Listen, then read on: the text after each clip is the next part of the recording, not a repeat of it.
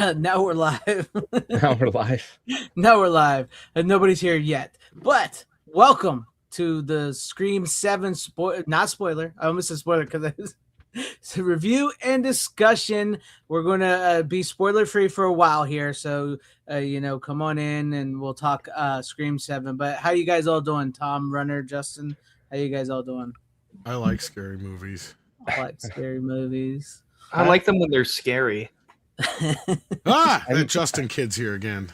Yeah, Justin's here. So I'm tired and did not expect to have this discussion tonight. But well, that's too goddamn bad. You're here. Well, I don't have work. I don't have work tomorrow, so it's. That's okay. right. So you hush up. I got to be up early, so you just be quiet. Me too. So we can't go like 3 hours, but we can go. Same here. So that's why I wanted to ask, like, how long do you plan on going? But we're not going 3 hours, but we'll go for a while. All right. So, as we get into this, we just saw Scream 7. Everybody here, we just all basically got out of the theaters. So right off the bat, we'll go Tom, Runner, Justin. First reactions. Oh, Tom, wow. start with you. After you fellas. Wait a minute. Hold up. Wait. Did you guys see that? Go hit the like button on this fucking stream and tell me I'm not alone. Why? Why can't just like do it? Do it, Greg. Do it. I don't give a fuck. Do it. All right. I give you permission. It is cool. Fucking click on it right now, so you'll see what I'm fucking talking about. Does it do that all the time? I saw it. I'm gonna go into my thing. It does it all the time, but I did What's it. Do? Does it do that all the time? That's cool though. Come on, get off here. So. If it doesn't, that is fucking awesome. That is Come cool. on. It worked on my computer, so I don't know. Yeah, you know what I'm talking about, Runner. Yeah, I just did it. I was like, oh fuck. I have not noticed if it ever done that anywhere else before. I have no idea what you guys are talking about. Because you didn't like the stream, you dick. Yeah, you gotta like the stream, man. Let's just say it's a. I'm gonna go like another one just to see that's not related to Scream. Yeah. I can't. No, it is totally related to Scream. That's totally crazy. related to Scream. Holy shit, that is cool. Kudos to YouTube for that. Loading up here. So. Okay, so what it does? I know what so you're what it does about. when you hit like, it goes with the Scream face. Oh, does it? Yes. Like, I'm trying to get it up cool. here, and then it won't show up here. Okay, And it doesn't do that any other. You must have put Scream. It just did. Yeah, it's only on something related to Scream, evidently. So That's cool. Paramount's putting the dough out for this bitch. Yeah. Now, like I was saying, though, first reactions. We'll start with. Sorry, Tom. I did not mean to derail that No, already. no. But I mean, that bought us some time. Yet, so yeah, nobody's come in yet. So hopefully they start coming in soon. But like first reaction right off the bat, not spoilers or anything or plot wise. Just what did you think about the film? Like right off the bat. Tom, would you go to you or Runner? Whoever wants to go first. I want to hear Runner first. Oh, me. Go ahead, Runner. Yeah, I'm down with that. God, I'm still trying to kind of process what I watched. Like I need a whole day to like think about it. But it was right off the bat. I'm just gonna say it. It's way better than the last two. Like full stop. Like I will say that it was way more enjoyable than the last two. It's not a perfect movie by any means. But I do like that you're focusing on Sydney as a character and as a mom, and she has a daughter. I like that stuff. Where it goes, it's whatever. It's nothing special. This isn't, even though I did have a fun time with this, this isn't one I would like give a rewatch anytime soon. That's kind of my main thing is like, it's not like of all the Scream movies, it's like, it was fun.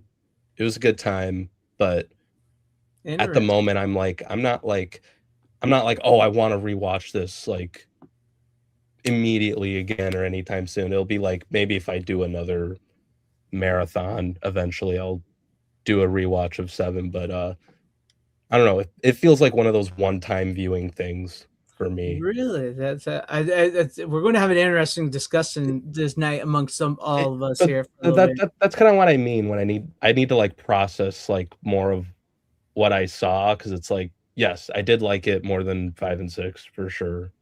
And I think part of why what's preventing me from enjoying it like I would, because I think the idea of 7 is where 5 should have been, And I think because of the last two, it kind of prevents me from really enjoying this movie more than I'd like to, if that makes sense. In what way?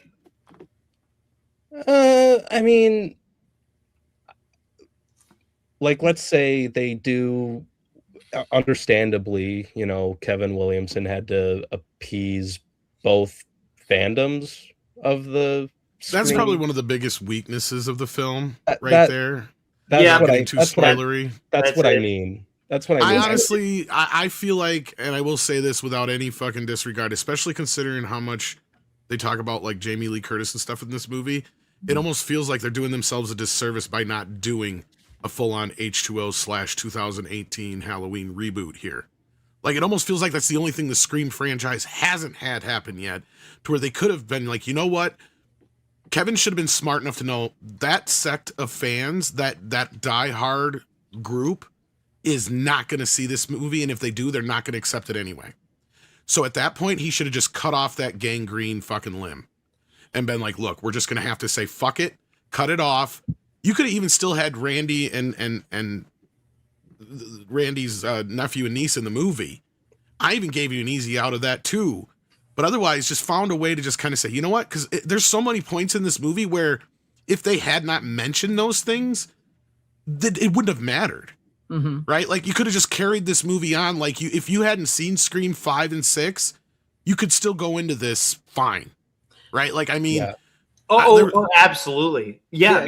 There's so many points in the movie where nothing really matters that happened before, outside of maybe a couple things that you could have just kind of been ambiguous about enough that I almost wish they had been more ambiguous about, to where you could just been like, yeah, you can pretend that 5 and 6 didn't really happen if you wanted to in your brain. And he could have done it in a way that wasn't as blatant. It seems like almost the way it was done here, without getting spoilery, I will actually admit that the cracks at that stuff almost hurt the movie in the long run, because it calls more attention to them. I've never heard so many times. Well, two things. I've never heard Stu Macher's full name being said this many times in a movie, and I've also never heard so many times where, like, we missed you in New York. Like, yes, we did. We did. Yeah, we did. You could have caught all those lines. Exactly. I will say, like, I don't even mention it. Like it's pointless. Like this is not. At this point, it's not meta. It's like a wink to the audience where it doesn't work, and that's where I just lose it a little bit. I dock it a few points just because of that, because we don't need that reminder. We already know that. So the movie should be smart to take a couple steps ahead to be able to circumvent around that, and just like mention it like in one brilliant jab, and then you could be done with it. You don't need to mention it more than once. Like, it's okay. I would agree. And Chris, no, we're not spoilers yet. Right now, it's just plain discussion. I will say though, like, the little jabs at 6 and 5, I personally liked, but I do agree that it is a bit of a detriment to the film, because yes, it's for us, me and Tom, basically. It's for us, you know, and we're like, yeah, because we hated 5 and 6. But there's fans that love 5 and 6 who are already in the camp of not liking this movie, are definitely not going to like this movie even more hearing that crap. You know, it's going to get worse. Yeah. And like I said, not just that, it's like, it had you not just called attention to it to begin with, at the sacrifice of having those cracks and jokes, I'd have been fine with it. Because then I said, like, I could have told some friends, be like, because you know what? Here's the thing, guys. There's a lot of folks who've seen the first 3 or 4 Scream films who've not seen 5 and 6. You know, as you know, as I've pointed out a few times, this is one of the few franchises where I will agree they have grown a new fan base, and I won't disregard them. Other than, like I said, they should have just chopped them off at that point, because at that point you're not going to win them over. Yeah, you're not. So you just kind of with this. Yeah, and it's kind of at the detriment to this film, because you could have just left it open ended with 5 and 6 and been like, we don't need to talk about any of that shit, right? Even having the twins in here is kind of, it feels out of place anyway. It's like, why would they do that? They're interacting with these high schoolers like they're on the same level, because they're basically the same age. Like, and it's very awkward. They're all hanging out at a bar, like it's normal. Like, okay, fine, but it doesn't make it any less weird Like Well, it's just I don't awkward. know. I mean, they were still pretty young, like so. Well, I I'm just know, saying, I like, know, I will I say, know, like, I do agree with Justin that, like, them being shoved into this movie feels awkward. Like, it just kind of feels yeah. obligatory in a weird way. I hate to put it, like, and they don't really give them much to fucking do.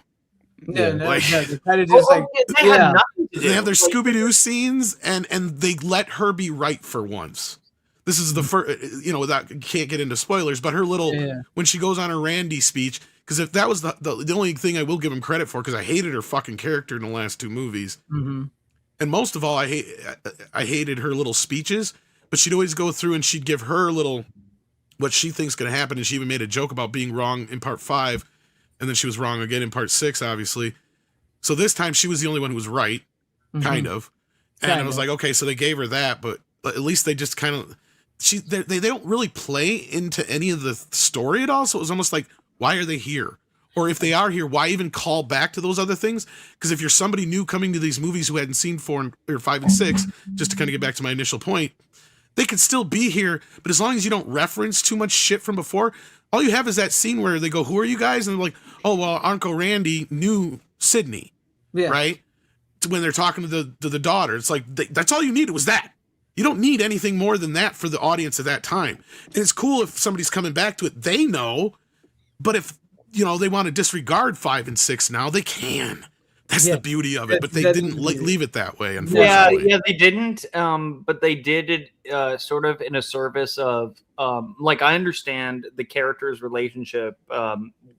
Tatum, the Sydney's daughter, is very much trying to, and it's very clear that she's trying to connect with her mom in a way and learn more, like, from her perspective versus like learning who your famous mom is from the movies. And I get that. Where it kind of goes wrong is that, like, the execution just feels so ever slightly off that I just can't quite grasp it. Like it's all about the execution is what I say.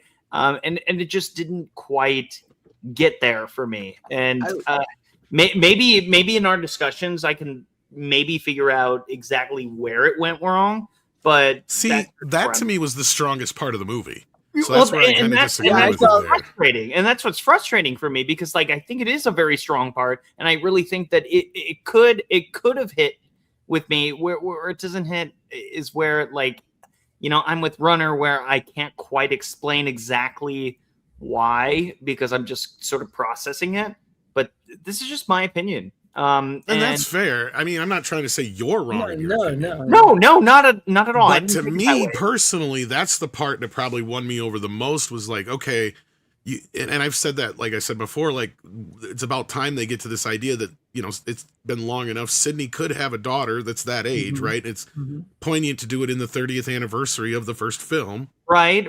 So all that stuff kind of came together, and I don't care what anybody says about the timeline and shit. Who cares if she didn't mention if she had a kid in part 4? I know, and we went over this before. Like, Deputy Chick from the 4th movie would have had a newborn baby, and yet it's not even brought up. And all of a sudden, she has a 16-year-old kid in Scream 5. Not everybody talks about their kids at work and shit all the time. Yeah, that's just sort of. And if her kids were safe, then what the fuck's the difference? Because that's the first thing she would have done, is considering her husband's a cop. Well, that's, I can understand that. The only difference that I would make is that it is, from all of the Scream movies, it is a big deal that Sydney finally found love because of her lack of trust in anybody. They even mention it in the movie. Well, there's one friend, like, being the thing that bothers me most is that it's not Patrick Dempsey. I'll be honest with you, and that would have made it a lot better. Because it was initially in the original script, and that's why they just lazily changed the last name. I gotta be they made it different. Yep. But I agree with you. The movie would have made more sense had it been Patrick Dempsey. Mm-hmm. Yeah, but at the same time, go ahead. I want to hear you. Don't like, to me it adds more water to against your argument, because okay, so maybe she didn't open up enough to Patrick Dempsey, but she finally met this guy, and I like their relationship. Joel McHale, that's the actor, right? Yeah. I like their relationship because he's exactly what she needed to get to this point, and her character is not quite stable, even this many years going on. You know, and if it's any parent of a teenager, especially, I can tell you, you know, you're never prepared for that shit. Yeah. You know, especially when, you know, your whole life story, and this is the thing, is she says this in the scene, is why do you need to ask me questions about my life? You can go watch it right now. Yes. You know, and you already know the answer when she says, even though she doesn't answer it, you know, did that actually happen? And she just kind of goes, you know, blah, blah, blah, and leaves the room. Well, duh, kid, that's your fucking answer. Yes, it did happen. Yeah. like, come on. Like, I mean, I like and she hasn't come to that point where she can talk about it yet, but I love how McHale supports her with the jacket argument, and that's what that scene's about. She supports her with the jacket argument, but as soon as the daughter leaves the room, she goes, "This one's on you, babe," basically saying, you were wrong. Yep. So you got to fix it. I had your back in this argument, but you got to go breach this now. And that's the thing, is she has yet to kind of open up to her daughter, her own family. And I could even see she probably kept this from her husband, going back to what I was trying to say in the first place, is that even somebody like, you know, to kind of get her to open, like even McDreamy was too close to this shit, right? She needed to find somebody who could support her and was away from this stuff, but also was somebody who she felt protected by. Yeah. And McHale played it pitch perfect. Like, that's the kind of guy. Too, and he's like, their tag team, I fucking love their tag team. That's like, yes, she finally found somebody that's good. And I know, Justin, and maybe you're not getting that because, you know, she talks about how she never trusted anybody other than Tatum and all, we're sort of spoiling it a little bit here there. But I think it's clear that she has a trust with her husband, and it doesn't need to be said. She has a husband. It would have worked better if it was McDreamy in a way, but at the same time, it adds to that weight of her trying to, and she even says it, distance herself from that old life. Because as she said in that one point, she's like, me trying to be that strong individual just seemed to keep bringing shit on, and not to go spoilery, but it kind of plays out that way in this fucking movie, right? Like, that's exactly the point of what happens at the end. We'll get to that when we get to spoilers, but yeah. No, but I understand your point a little bit, but I disagree because I feel like this was something for her that she kind of like, okay, I shut that part of my life off because even me trying to do things that are positive with it weren't bringing positive results. Right. So I'm trying to keep that life away from my daughter. And in a way, she even, you know, admits it, that me trying to keep my daughter away from that just made her vulnerable to it. Yeah. Right. Like, no, I completely understand where you're coming from. Where I disagree is where it fails is the execution of it, and that is something that we can get into more spoiler. And maybe territory. Kevin is not as good of a look, and that's a good argument or discussion to have, because look, I'm not so sure Kevin is as good of a director as he is a writer. Oh, that's what I was gonna say too. Like, because executing it, because the ideas are great, but you need somebody. Visually, this movie is not very good. yeah, but I don't know. I thought something like with the there's some cool bits and all but that. In the no, exactly. Really you guys are totally right. But where you know where I sort of fail to see it is the execution. What I was going to say is within the third act, which I will get into a little bit later, because I think we'll all have some kind of agreement and disagreements about the third act. I think we all kind of, that's to me where it's probably the weakest of the film. But you were going to say something, Runner, about the look of the film? Because I was talking more about the execution, not just the look, but like, look, I'll say it. There's some scenes in this movie that you can tell Kevin Williamson did a lot of TV work. Yeah. I think for me, it wasn't so much. That's a good point, actually. Yeah. It wasn't so much like the way like it was shot or anything. Like, I think all that was fine, but like there were some choppy edits here and there where it was kind of like, that's not like amazing, but I'm pretty good at spotting those types of things now that I'm like, well, that's not even what I was talking about so much as the blocking. The blocking, that's another good one. The way that a lot of the scenes kind of summed up. There's a very, you can tell he has a lot of television. Like, look, he's written movies before, but isn't this his first directed film? No, this is his second. Second film, okay. I Because I was looked gonna it say, up. I know he didn't direct TV though before this, right? Yes, I think well, they what Like did. was Dawson the Creek, film? and that's what I was Well- gonna say. You can feel that, unfortunately. What was the first film? Was it recent or was it? No, it was a while ago. This was Teaching Mrs. Tingle was his film he Was directed. it okay? Yeah. So like it's kind That was- of like that's the Katie Holmes movie, right? yeah, Yeah. and seeing that one wasn't very yeah, well executed either. I just like found that out like It was last better than night. I Know What You Did Last Summer, but it wasn't. Look, visually, he's got a ways to go. But writing wise, at its core, there's a really good. Like I'll say what I said before the stream. This is what Scream 5 should have been. Yeah, 100%. Oh, I agree. 100%. I agree. Sure. And Sure. Anthony Draven's here because I know Absolutely. we asked this. Is yes, I plan on revisiting this movie a lot. I already saw the when I- steelbook fucking art, and I'm like, yeah, baby. Yeah, I know. Like I gotta get that still book. That steelbook does look cool, but It does I look wouldn't good.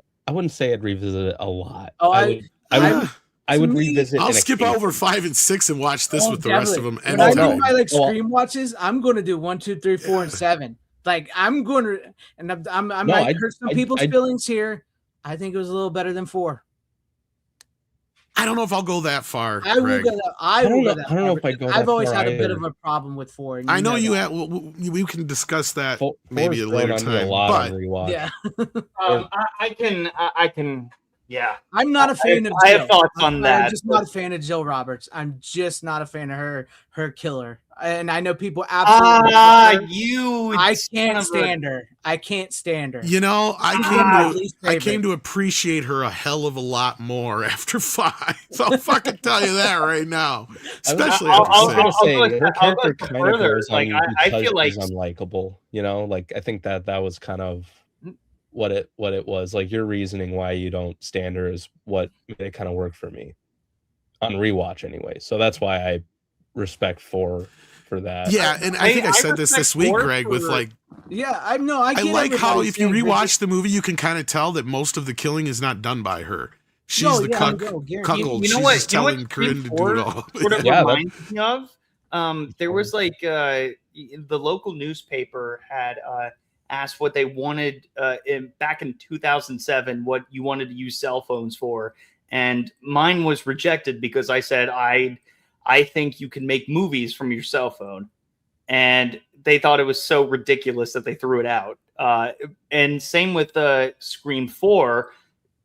Scream 4, you can't like do like a virtual IRL like in 2011 or 2010, like when this was filmed. That was ridiculous. So it was the ideas like were there. They're way ahead of its time, but like that was the fault of that movie. It was too ahead of its time. And 4 is so- way ahead of its time. Way ahead. I Yeah. would agree. Yeah, Yeah, I've so come to if appreciate that- 4 on each viewing. If See, 4 that's the was thing. shelved, if 4 was shelved for 10 Mhm. years and then came out in It wasn't 2021. 10 years. See, Came out Scream was 2011. always. See, I mean, I maybe a little I'm bit talking ahead of its about time, but hold on. I'm talking about just hear me out. I'm talking about in place of when Scream 5 came out. If that's when Scream 4 came out, and then there was this like, undone like Scream 4 that it was like the last thing that Wes Craven ever done, but it wasn't complete yet. I don't know. I think a lot of people would have really gravitated towards it a lot more, and then knowing that it was like 10 years before when it was filmed, like that would be in nowadays currency like more valuable. my than- understanding is, and I get what you're saying, and I don't disagree totally with your point, but my Yeah. understanding and what kind of gets us to where we're at now is after Scream 4, there was talks of Scream 5 and 6, Mhm. and Craven was kind of waffling here and there.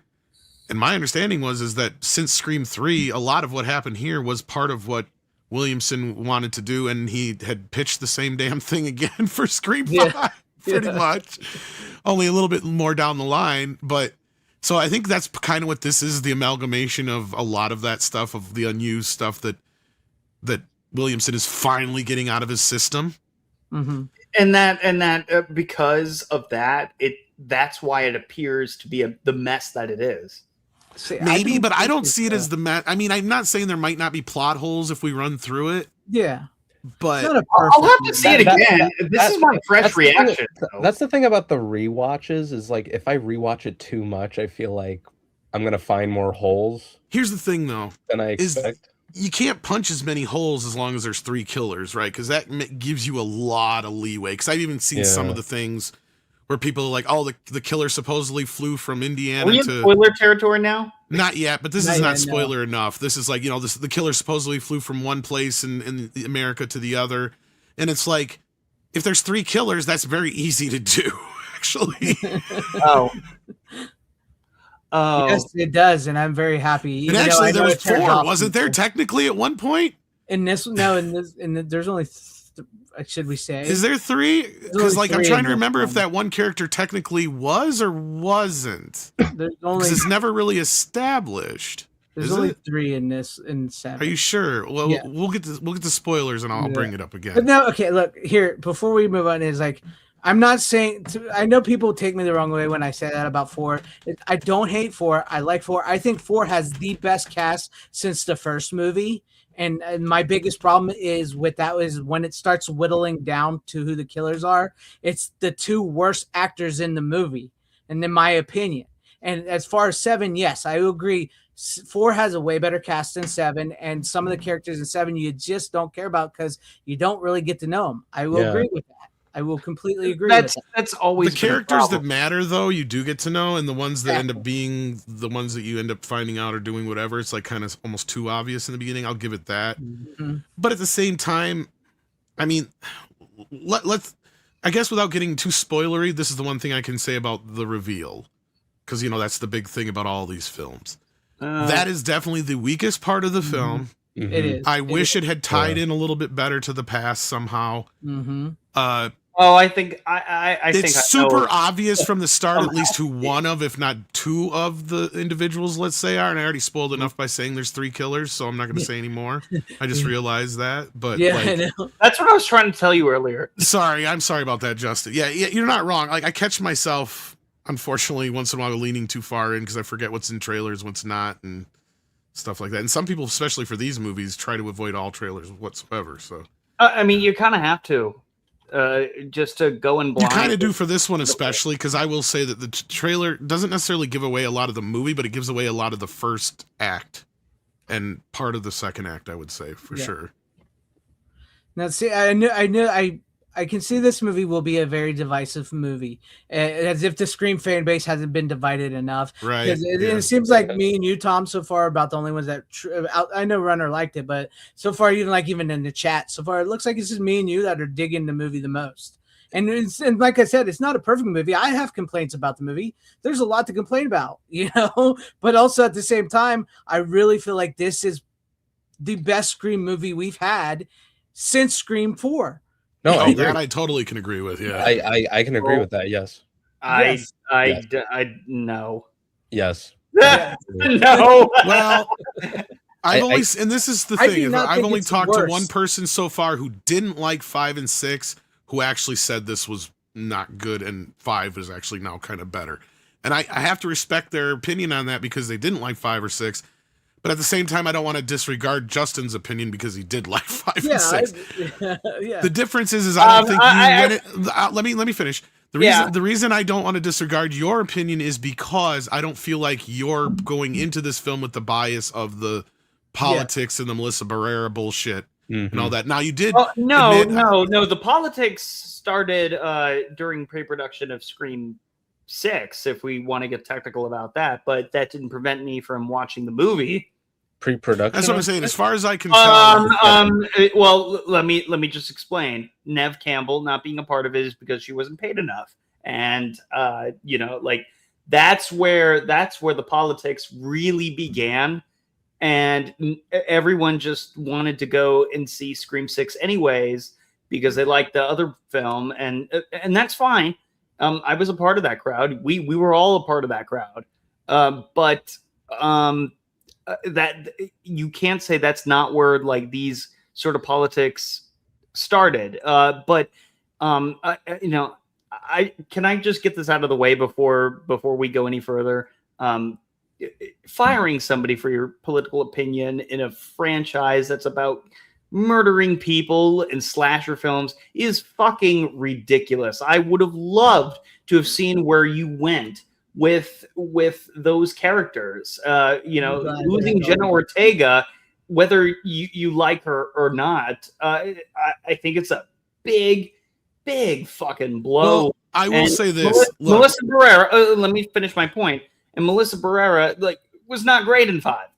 She got better in 6, but I wanted to see her really mature and grow in 7, and then that shit happened. I'm like, oh, can we can we just have both things? Maybe that's kind of what I think Kevin was trying to do here for you. But here's the thing: I'm gonna break everybody's heart who's a Jenna Ortega fan in this. If they weren't willing to give Neve Campbell the money she wanted in part 6.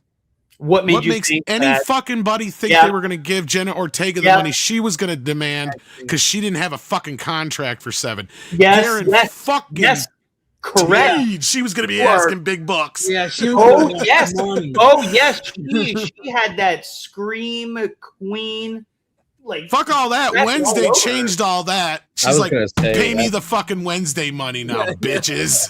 That's what she's gonna say. Well, not only that, she proved to be really good in, despite plot wise, her acting is really good. So my point of that is okay. Let's play devil's advocate for a moment, and let's just say in a perfect world. Yeah. No, I know. Just let's say real quick, in a perfect world, Justin, that Melissa didn't say any of that stuff or anything like that, and they were to just have her be in the movie, but not Jenna Ortega. Because let's be real, that's what would have fucking happened. Is Jenna would have went off and did whatever, they would have said she went to a different college and did whatever.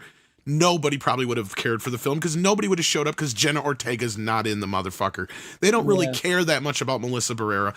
Those people care more about the politics of it than they care about anything else.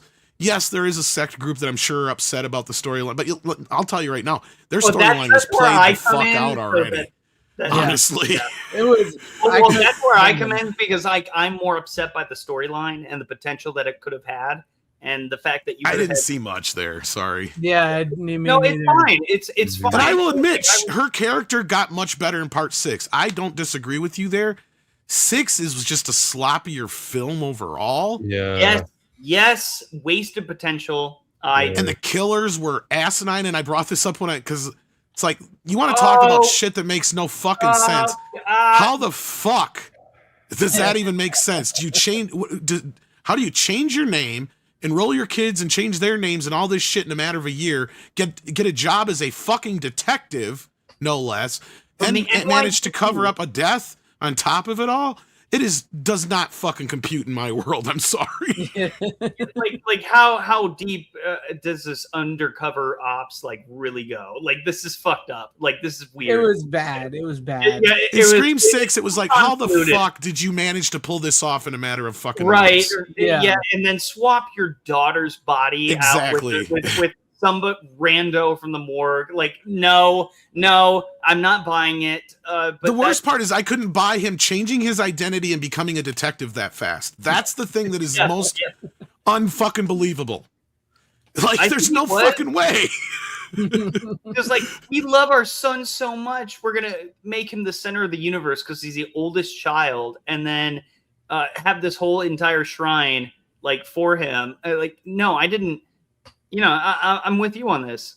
Again, I think I want to go back to my point of it being the storyline with the Carpenter sisters, wasted potential, and honestly, I will go a step further and say Scream 6 could have benefited so much from just going with the first killer revealed and having the killer be known the entire film.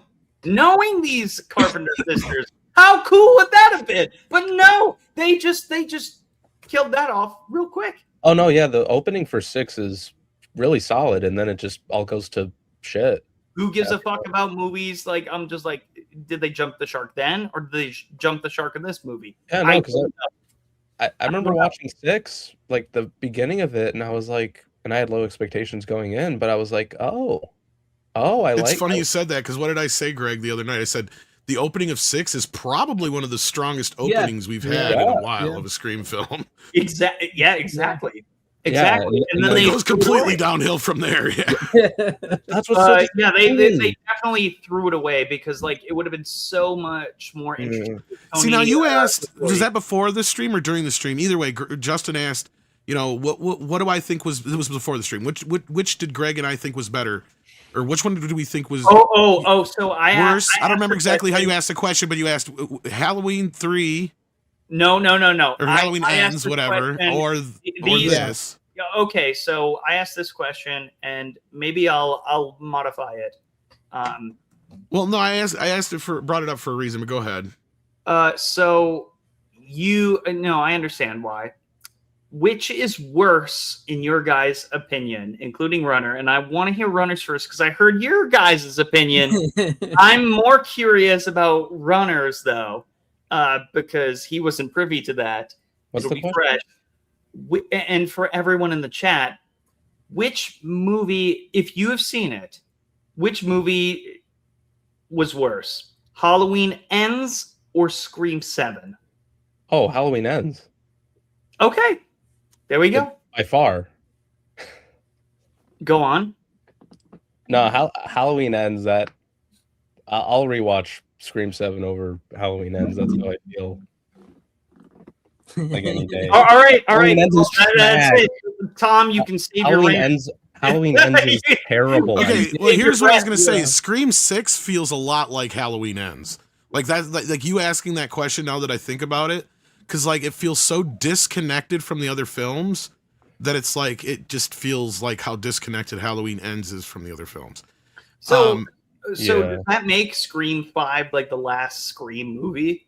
No, I hate Scream 5 with a fucking passion, and Scream 6 is better in some ways, but it's just a worse film. Like overall, like a film. I was gonna right? say, and that is where I can agree with you on Scream 7. Because I think Scream 7 by far was much better, but not as well executed. Like in that execution, and we could have a discussion about the technicalities of Kevin Williamson's direction, like we just did a few minutes ago, all day long. But the story, absolutely. As far as the story goes, like I still stand by. This is the movie Scream 5 should have fucking been. The only thing this movie is missing, minor spoilers here, is fucking Dewey.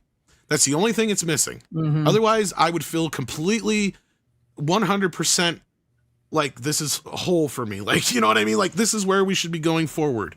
It does make sense that Joel McHale is sort of like a Dewey type. Well, he's kind of a mix of both. He's like, he's you know, his own go ahead. I was gonna say, because he was meant to be Patrick Dempsey, so he is kind of the cool cop at the same time, but he does kind of have some Dewey-esque qualities. You're not wrong. He has that protective, you know, very sensitive side to him that you can tell. That's why she ended up falling in love with him. That was my whole point to begin with. But are we gonna move into spoilers before we get too late? Let's go to okay. So let's go ahead and do it, guys. So everybody out in the chat, everybody watching at home, if you don't want to be spoiled about Scream 7, this is your warning. You can leave and come back and watch it if you want to come back and watch it. But we are now entering spoiler territory. Territory, everybody. I can't believe Deadpool was the killer. I will tell you this, okay, for anybody. That was wild. If anybody wants to know, the actor who was revealed to be one of the killers, I know we're spoiler here, but he actually auditioned to play Stu in the original Scream. I knew he was going to probably factor in later. It's like, you don't get Ethan Embry to play a fucking... Yes. Ethan Embry is one of the killers of Scream. I kind of saw that comment. Because I'm like, is that Ethan Embry? And then he smiled or whatever and turned. I'm like, that's Ethan Embry. He's probably one of the killers. He was probably the most obvious outside between that and the other chick. Like I knew she was, but her motive is the motives are the worst. The only thing that suckered me into it, was I thought it was going to be a mother-son duo, but no, they didn't do that. In fact, well, and that's where I was questioning in the background. Are we sure that her son isn't part of it? Because that's where I said, are we sure there isn't 4 killers? I think he just went soft at the end, and that's where he became collateral damage. Does that make sense? That's what I think too. So, spoiler alert: this is where I felt like while I was watching it in the theater, that I feel like this jumped the shark a little bit. Was that goofy ass kill from that guy? From Lucas is his name. But I remember him from. Is it so goofy though if he was one of the killers and she decided you fucked up now because you turned around and decided not to kill this chick like you were supposed to? The kill itself is ridiculous. They impale his head on. I thought that was a cool kill. And then they you're alone on that one one. because the entire theater fucking loved that. Like the dude behind me. I loved it too. I was howling, laughing so Nobody hard. was laughing in my It was theater when great. that happened. It was great. But at the same time, I'm like, okay, we've now entered into new territory. This is so awful and bad. I'm never taking this seriously again. Like the only thing that disappointed me at that point was like, oh, if this was Stu, it'd be that much cooler. Yes, that was the only disappointing thing. Yeah. Yes. It wasn't. And for the, I knew what was going to happen. I knew it was going to be a bait and switch. Everyone knew it was. As soon as it was that early in the movie, I knew it too. And that's kind of where it's like, because I also went into this going, I kind of hope they don't do that storyline. But then by the time we got into the movie, I got so into it, I'm like, God, I kind of hope it is Stu. In a weird way. Like, in a weird way, I was hoping too. Because they kind of set it up, like Greg was saying before the show, like they really, and that's when I kind of knew, I'm like, okay, they're really punching it home, a lot like the Nightmare on Elm Street remake where, at the end they're just like, no, it's somebody else, and everybody was kind of on board with that. And as soon as the boyfriend was the double switch, I kind of figured that was it for that. And when I already kind of had a hankering that at least two of the killers were, and it's like, well, of course, if he's one of the killers, he would lie, so like all that kind of came together. Like, I'll give that, like, that's probably the weakest part. And that's where Williamson, I will kind of say, look, you disappointed me a little bit with that. Is you could have done something a little bit better. You could have tied it to something in the past a little bit more. Yes. Like there's something you could have done. But either way, I feel like the other portions of the film, in my opinion, the stuff with her and her daughter really made up for it, in my opinion. I feel like the movie itself, I felt, was structured pretty well. I felt it went, if anything, maybe too fast. Like, I won't disagree that maybe it's chopped up a little too much. Because I feel like that's where there's confusion, is like, was that kid part of the thing, or was he just, I don't think he was part of it because I don't know. His mom says he was too much like her abusive husband, so she didn't give a shit that she killed him. Yeah, that was her reasoning for, like, I never felt whatever, like he was but one like, of yeah. them.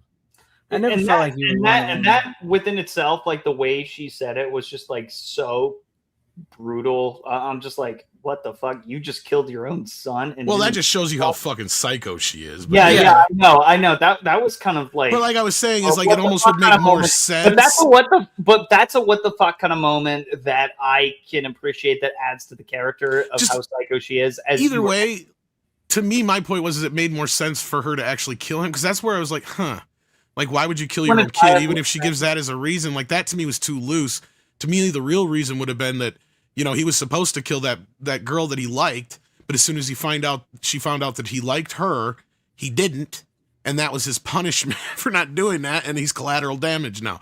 Because even having 4 killers would have make a lot of stuff would have made a lot more sense.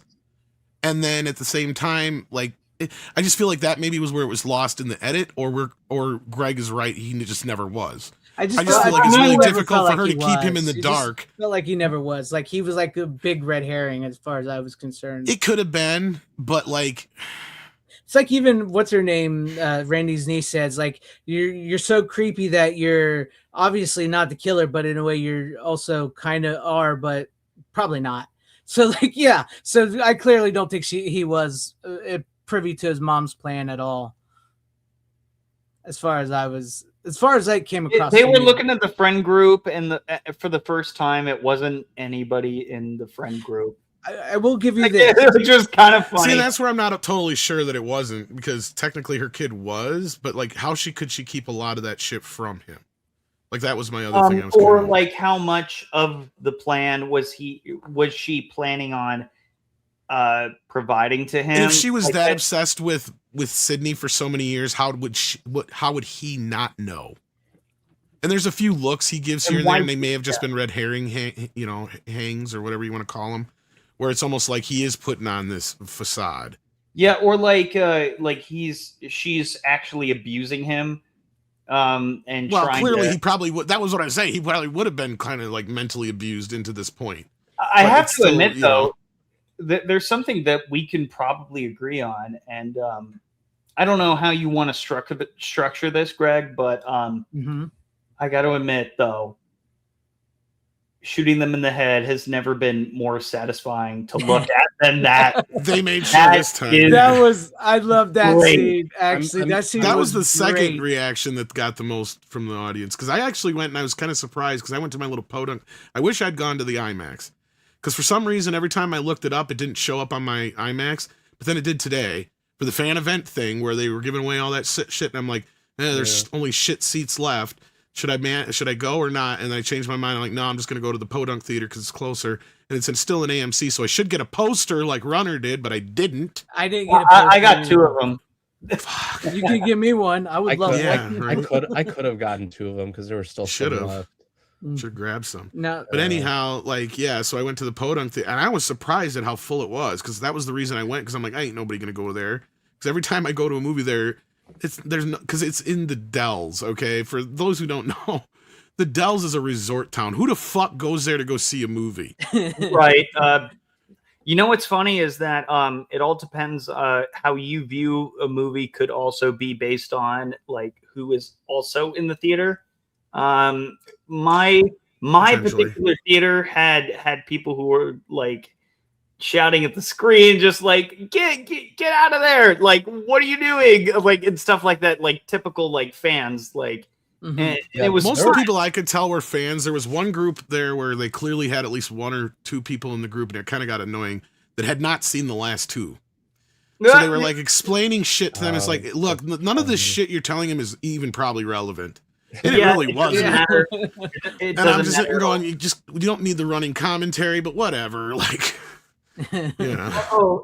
The only commentary was really just like how stupid the characters were. Like Joel McHale walking through the garage, shutting the door. I'm like, oh no, stop it. But that's typical horror movie stuff. Yeah, I know. So like, it was very interactive. My point with that was, and I don't know if anybody picked up on that, is I feel like this movie might do better than 5 and 6 did.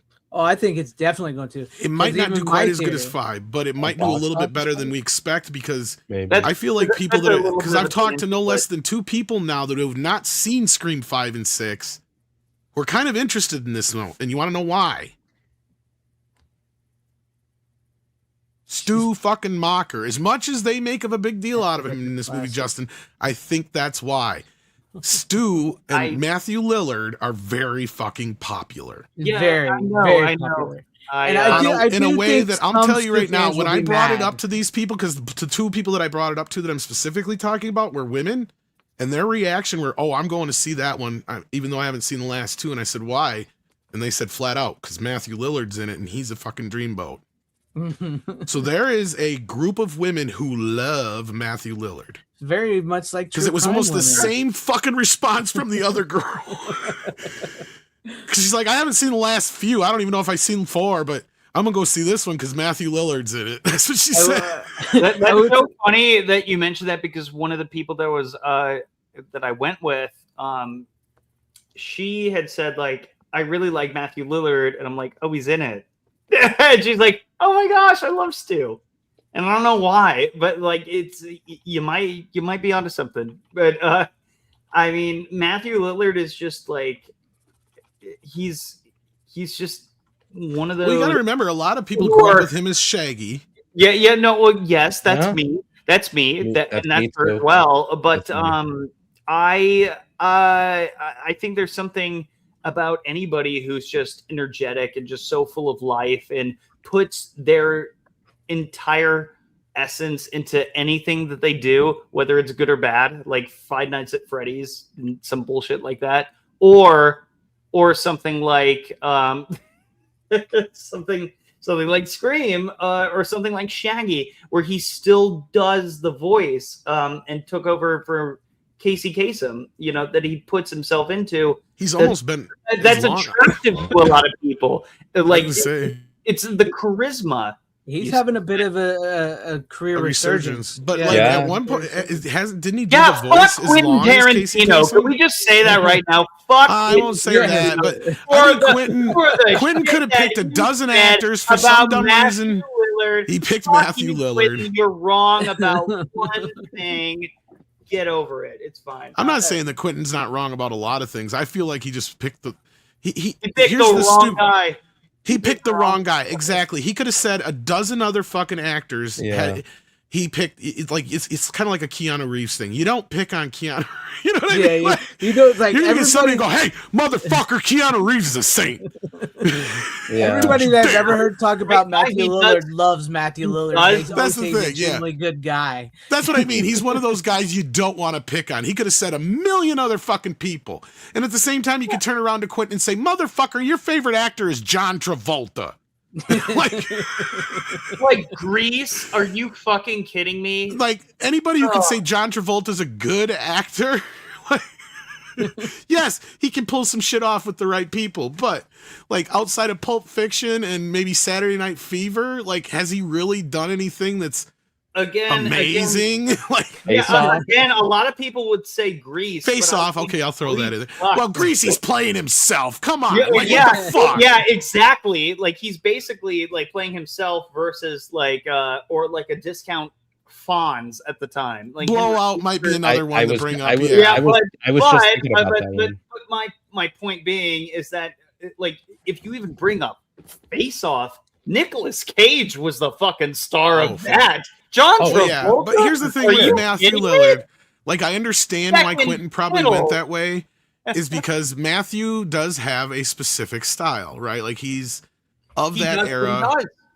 And that's the thing, is he just picked the wrong guy to pick on. That's really what I think it was. And I'm not trying to be like, oh, with Quentin. It's like, no, dude, I wouldn't have picked him, man.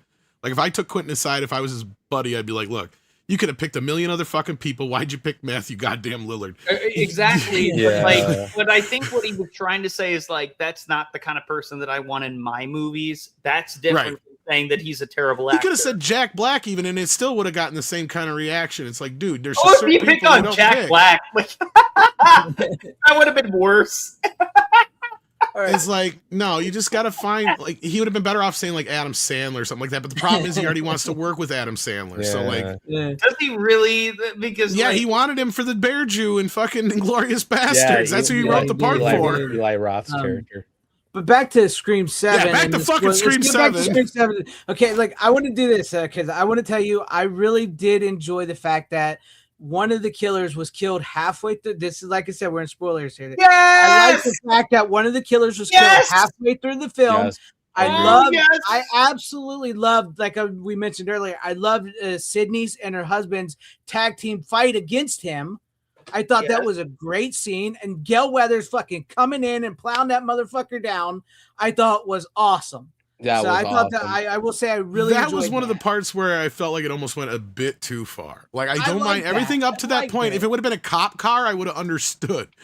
Gail, though, doing it was kind of like, okay. I don't know, man. I thought that was a fun way That's to bring her fine. in. It's a little bit of a fan. Now, that was one of the parts where I can say that's definitely fan service. Like, that was fan service, and it served everyone in the crowd well, including and it's fine. myself. I'm okay. I'm car. okay with that, but that's as far as I'm willing to go. Like that's good. Good applause. That was like the most applause like in my theater. Yeah, my theater too. Everybody was applauding. I would still say the beer thing was the chaotic biggest thing. eruption in mine, but like that one got a good No, reaction. I would too. say like the biggest clap moment was that part when they did the kill at the beer thing.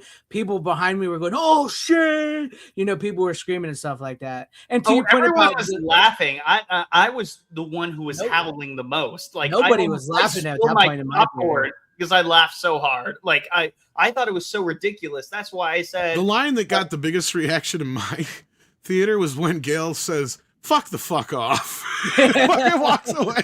Oh yeah, that got a good laugh too. That got the biggest laugh. And then her other line was, "You got to be fucking shitting me." Yeah. But I'm gonna tell you guys, I know and all opinions are always welcome here on my channel. That's why we got Justin and everybody is like, I personally really love this. Yeah, but I like talking to you, Justin, because me and Tom can sit here and circle jerk all day, right? And talk about what we love. But we need somebody like you to come in and say, like, hey, this is why I didn't like it, you know, and why I felt about it. Sure. And that's another thing I will say that I felt like even me, like I felt like Gail went a little too far in the interview. Like that. I to me, agree. like I was kind of like, what purpose does this really Yeah. serve? And her reasoning really didn't jive with me. It's like, bitch, you've known this woman for creating tension between 30 characters fucking for whatever years, right? reason. Like that was For a whatever a reason, problem I don't I had. know why that tension had to be there. They were just I stalling. don't think so. I think it was too. I think it was. Had they done this in Scream 4 or 3, maybe. But by this point, they've known each other for 30 years. They've been in contact for 30 fucking years, pretty much on and off. Like and they've gone through some shit. I just don't feel like Gail would have done that to her like that. Yeah, that's what I was I saying. don't It's think like so it felt, either. felt off. Yeah, it was a little bit, but also I think they tried to play it up afterwards when they had the conversation. She goes over and takes the pills afterwards, and how she's shaking, and she keeps noticing that she's still wearing Dewey's wedding ring. You know, she's still wearing the wedding ring. Well, that's why she leaves her behind, because she knows she's got a heart problem. Yeah. Which No, that part I had no never- issue with never- either. It's not that. It's just the way she started grilling her at the end. Like, I actually was kind of with Sydney on that one. I'm like, you kind of went a little too far there, Gail. Yeah. You know this girl Just too a little well. bit. Like you that said, stuff this is- is not yeah. a perfect film. This is not a perfect film. I think this is a great reset film. Yes. And it's what, like you said, it's what 5 should have been. And I do think it's clearly also, to your point about TV and everything and all that and these movies, it's sort of also setting up. You can tell it's setting up for more in this. It's like introducing you to at least a few new characters that are clearly going to continue on. And speaking of which, one of the killers survives. Did he survive? I was gonna say, like, I was literally gonna ask. I thought he got happened in that shot. stuff? Yeah. Whatever She shot happened. him in his head. I thought She's so. like, yeah. boom, The right in one his guy, head. the one dude from the mental asylum. Ethan Embry? Yeah. No, I'm pretty sure that Sydney Yeah, got she him in the shot head. him right in the head. Yeah. I thought so anyway. No. It happened pretty fast, and this is where Williamson, Yeah. I will say, as a director / whatever, didn't. There's some scenes that kind of you're like, wait, what just fucking happened? Like, Yeah, like That's I what thought that's that what I they, mean by the edit, I thought like, that types. Tatum had shot the woman in the head, but then she didn't. I was like, I clearly saw it headshot. I mean, I it think. But then it didn't kinda happen. showed- I was like, what the fuck? So it could be like one of those like editing mistakes, but I saw the guy from the asylum. no, at the way end. it went down. The way it went down was she was on the right. Well, it'd be our left, and Tatum's right, and he was on the other side, and the dad cut her foot, so she was able to get up, and she headbutted the chick, got her off to the side, and that's when Sydney pulled the gun and shot Ethan Then who Embry. 'Cause From lived- that yeah, moment right, on, yeah. Ethan Embry's Was gone. it? Yeah. Oh, wait a minute. So was it Joel McHale in the ambulance that was given? Yeah, that was Joel McHale. Oh, okay. Then I could have Yeah. been wrong. It might have been Cover, like maybe Joel McHale's hair is going like further than I thought it was going to. I don't know, because I thought it was the Yeah, killer. I was like, no. what? The Cool. killer. He's pretty. I'm pretty sure that's how it went down. I mean, like I said, it Okay, does happen okay. super Boom, fucking and then- fast. yeah. But yeah, Tatum gets up, headbutts the chick, and then fucking Yeah. Okay. Sydney pulls okay. the gun and shoots Embry in the head. Yeah. So it's Joel McHale in the ambulance, and then they drive off. But oh man, I thought it would be more interesting if a killer survived for once. I'm not disagreeing with you there, because that is Yeah. something that the franchise hasn't done yet. Besides the I honestly would aside like from to this see one it. when they teased it to be Stu, and I'm like, just like have one Hannibal Lecter sort of guy, like that would be cool. And you know what's funny about that is the Scream series, the one that didn't have Roger Jackson in it, the first TV series. of it, where the TV series, that's where I thought like the strength was and it was something that Wes Craven signed off on, and he died before the finale of the first season. But I never watched the series, so yeah, I can't comment. it's basically Scream in name only, so like That's I kind never of what I watched could it. tell from what I read. It is. So it's like, yeah, I'm not gonna bother with it. But Yeah, I watched the one or two episodes, and I was like, nah, I'm good. It's actually pretty decent. Like the third season actually sucks. But as long as it doesn't trample on the films, I can respect it. That's all I care. No, it's its own thing. It's like literally Scream in name only. It's its own plot, and its own murder mystery. And I don't know, they kind of fucking ruined that. But they had it at season 2. At the end, somebody goes to jail as opposed to dying, and I respect that. And I just really wish that they would have done that in this film. Because it's long overdue. Go ahead. Go ahead. No, I was gonna say I agree with that. I do kind of want to see a killer survive. Yeah. And what would happen? How would that play out in another movie? Not kill Sydney or anything like that, but like a killer somehow manages to get away. Kind of like a Cotton Weary in reverse, basically. Yeah, kind of like you'd have that. a guy who would be like a fucking celebrity behind bars.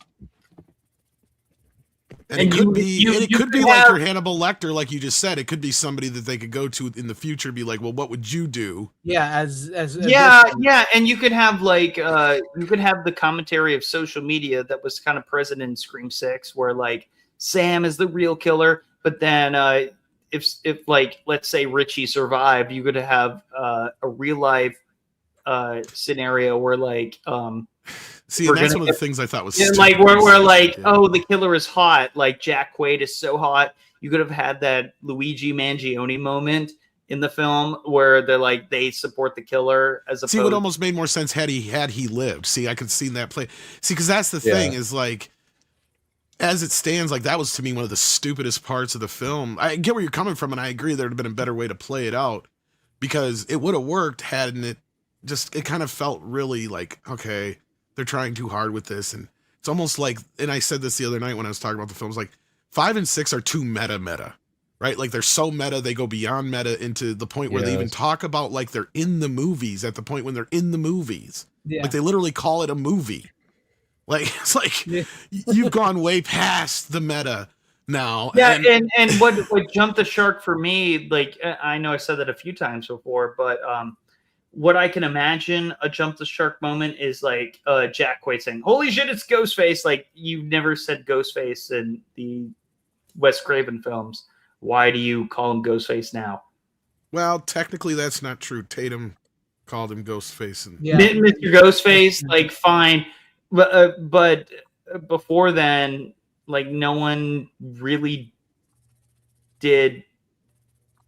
Because they but I see where you're coming from, but I can not make sense. I can chalk that up to the Stab movies have made it, Okay. You know what? I'll concede on that one. Okay. Everything else I'm correct on, and you're wrong.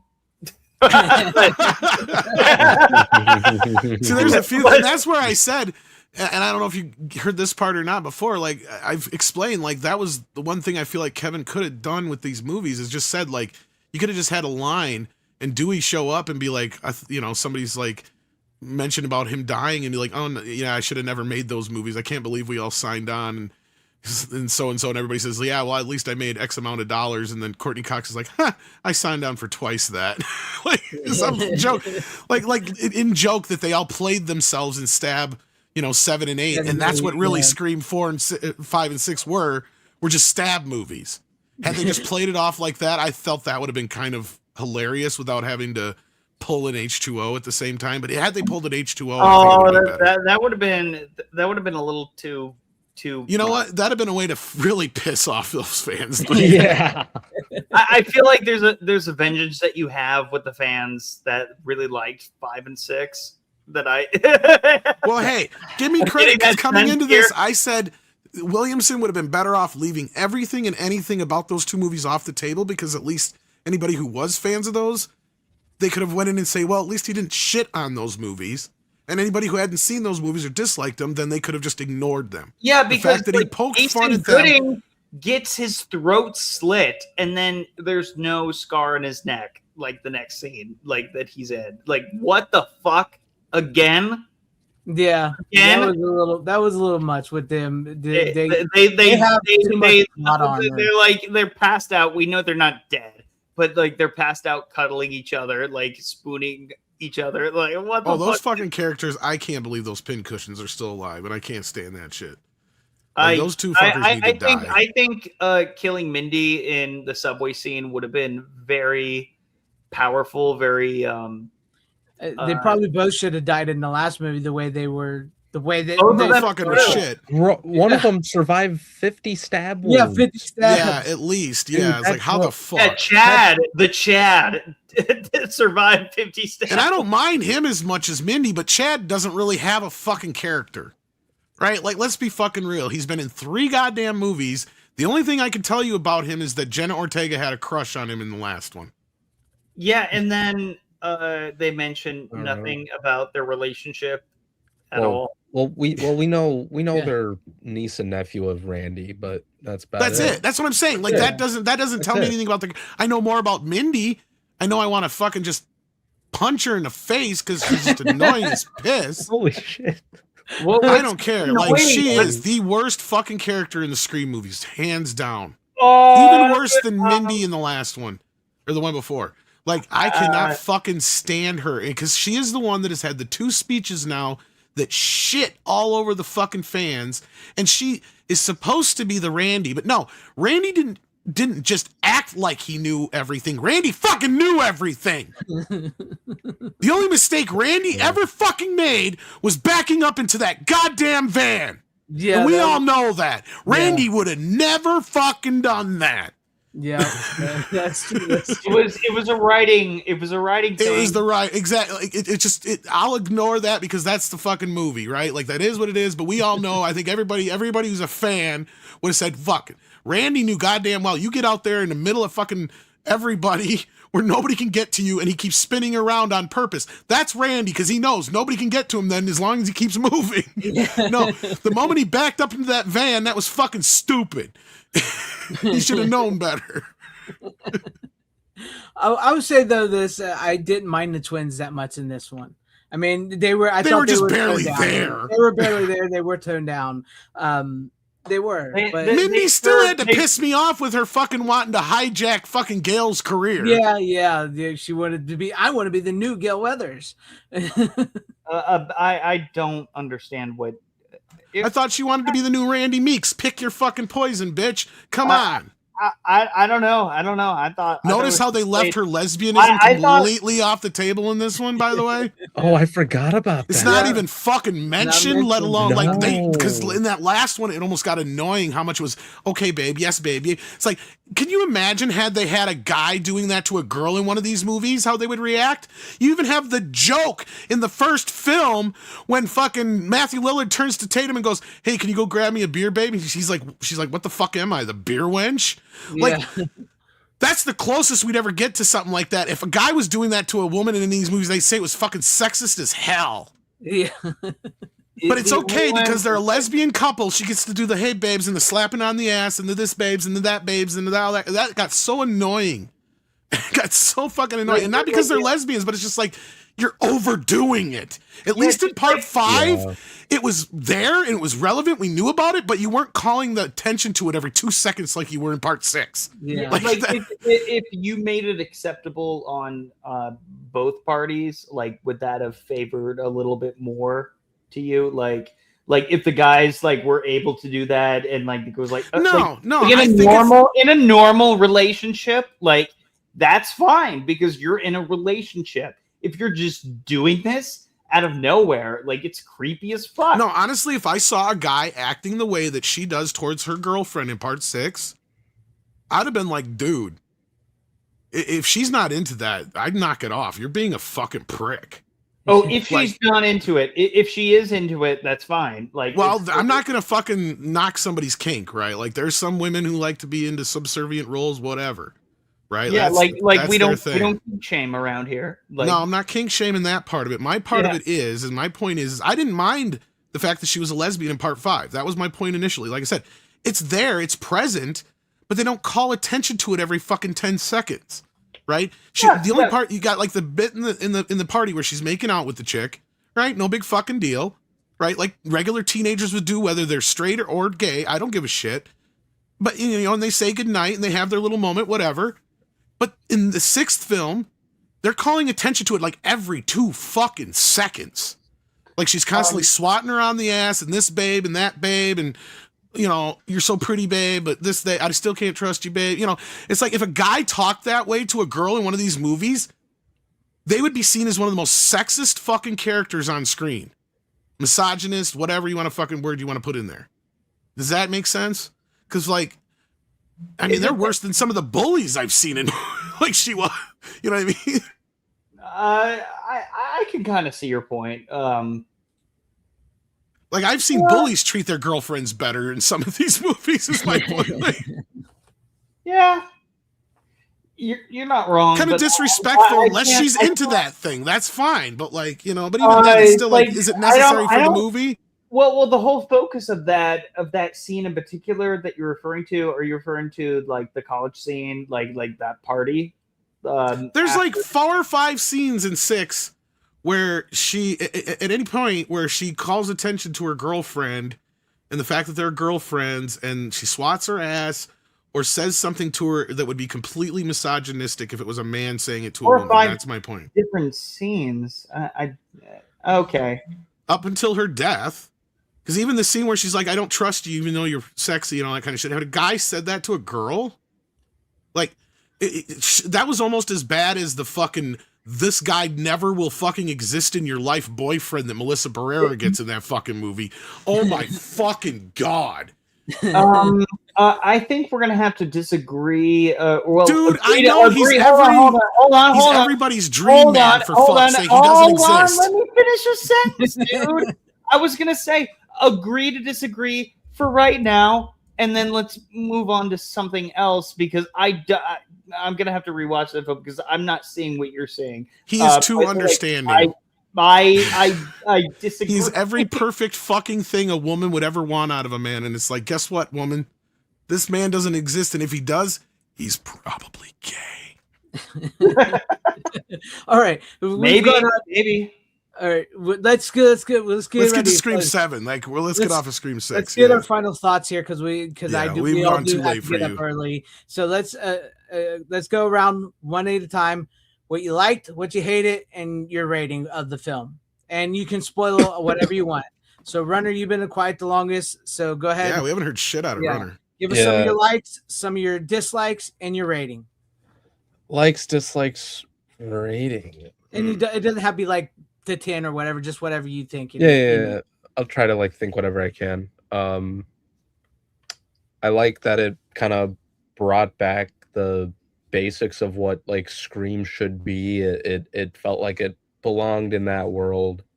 I like that they focused on Sydney and her being a mom and stuff. That was kind of what I was hoping for out of like, or not hoping for, but that's what like should have been the 5th movie for me. And like instead of like it being Scream 7, it should have been like 5, and that's where they should have started the idea. So I liked that. But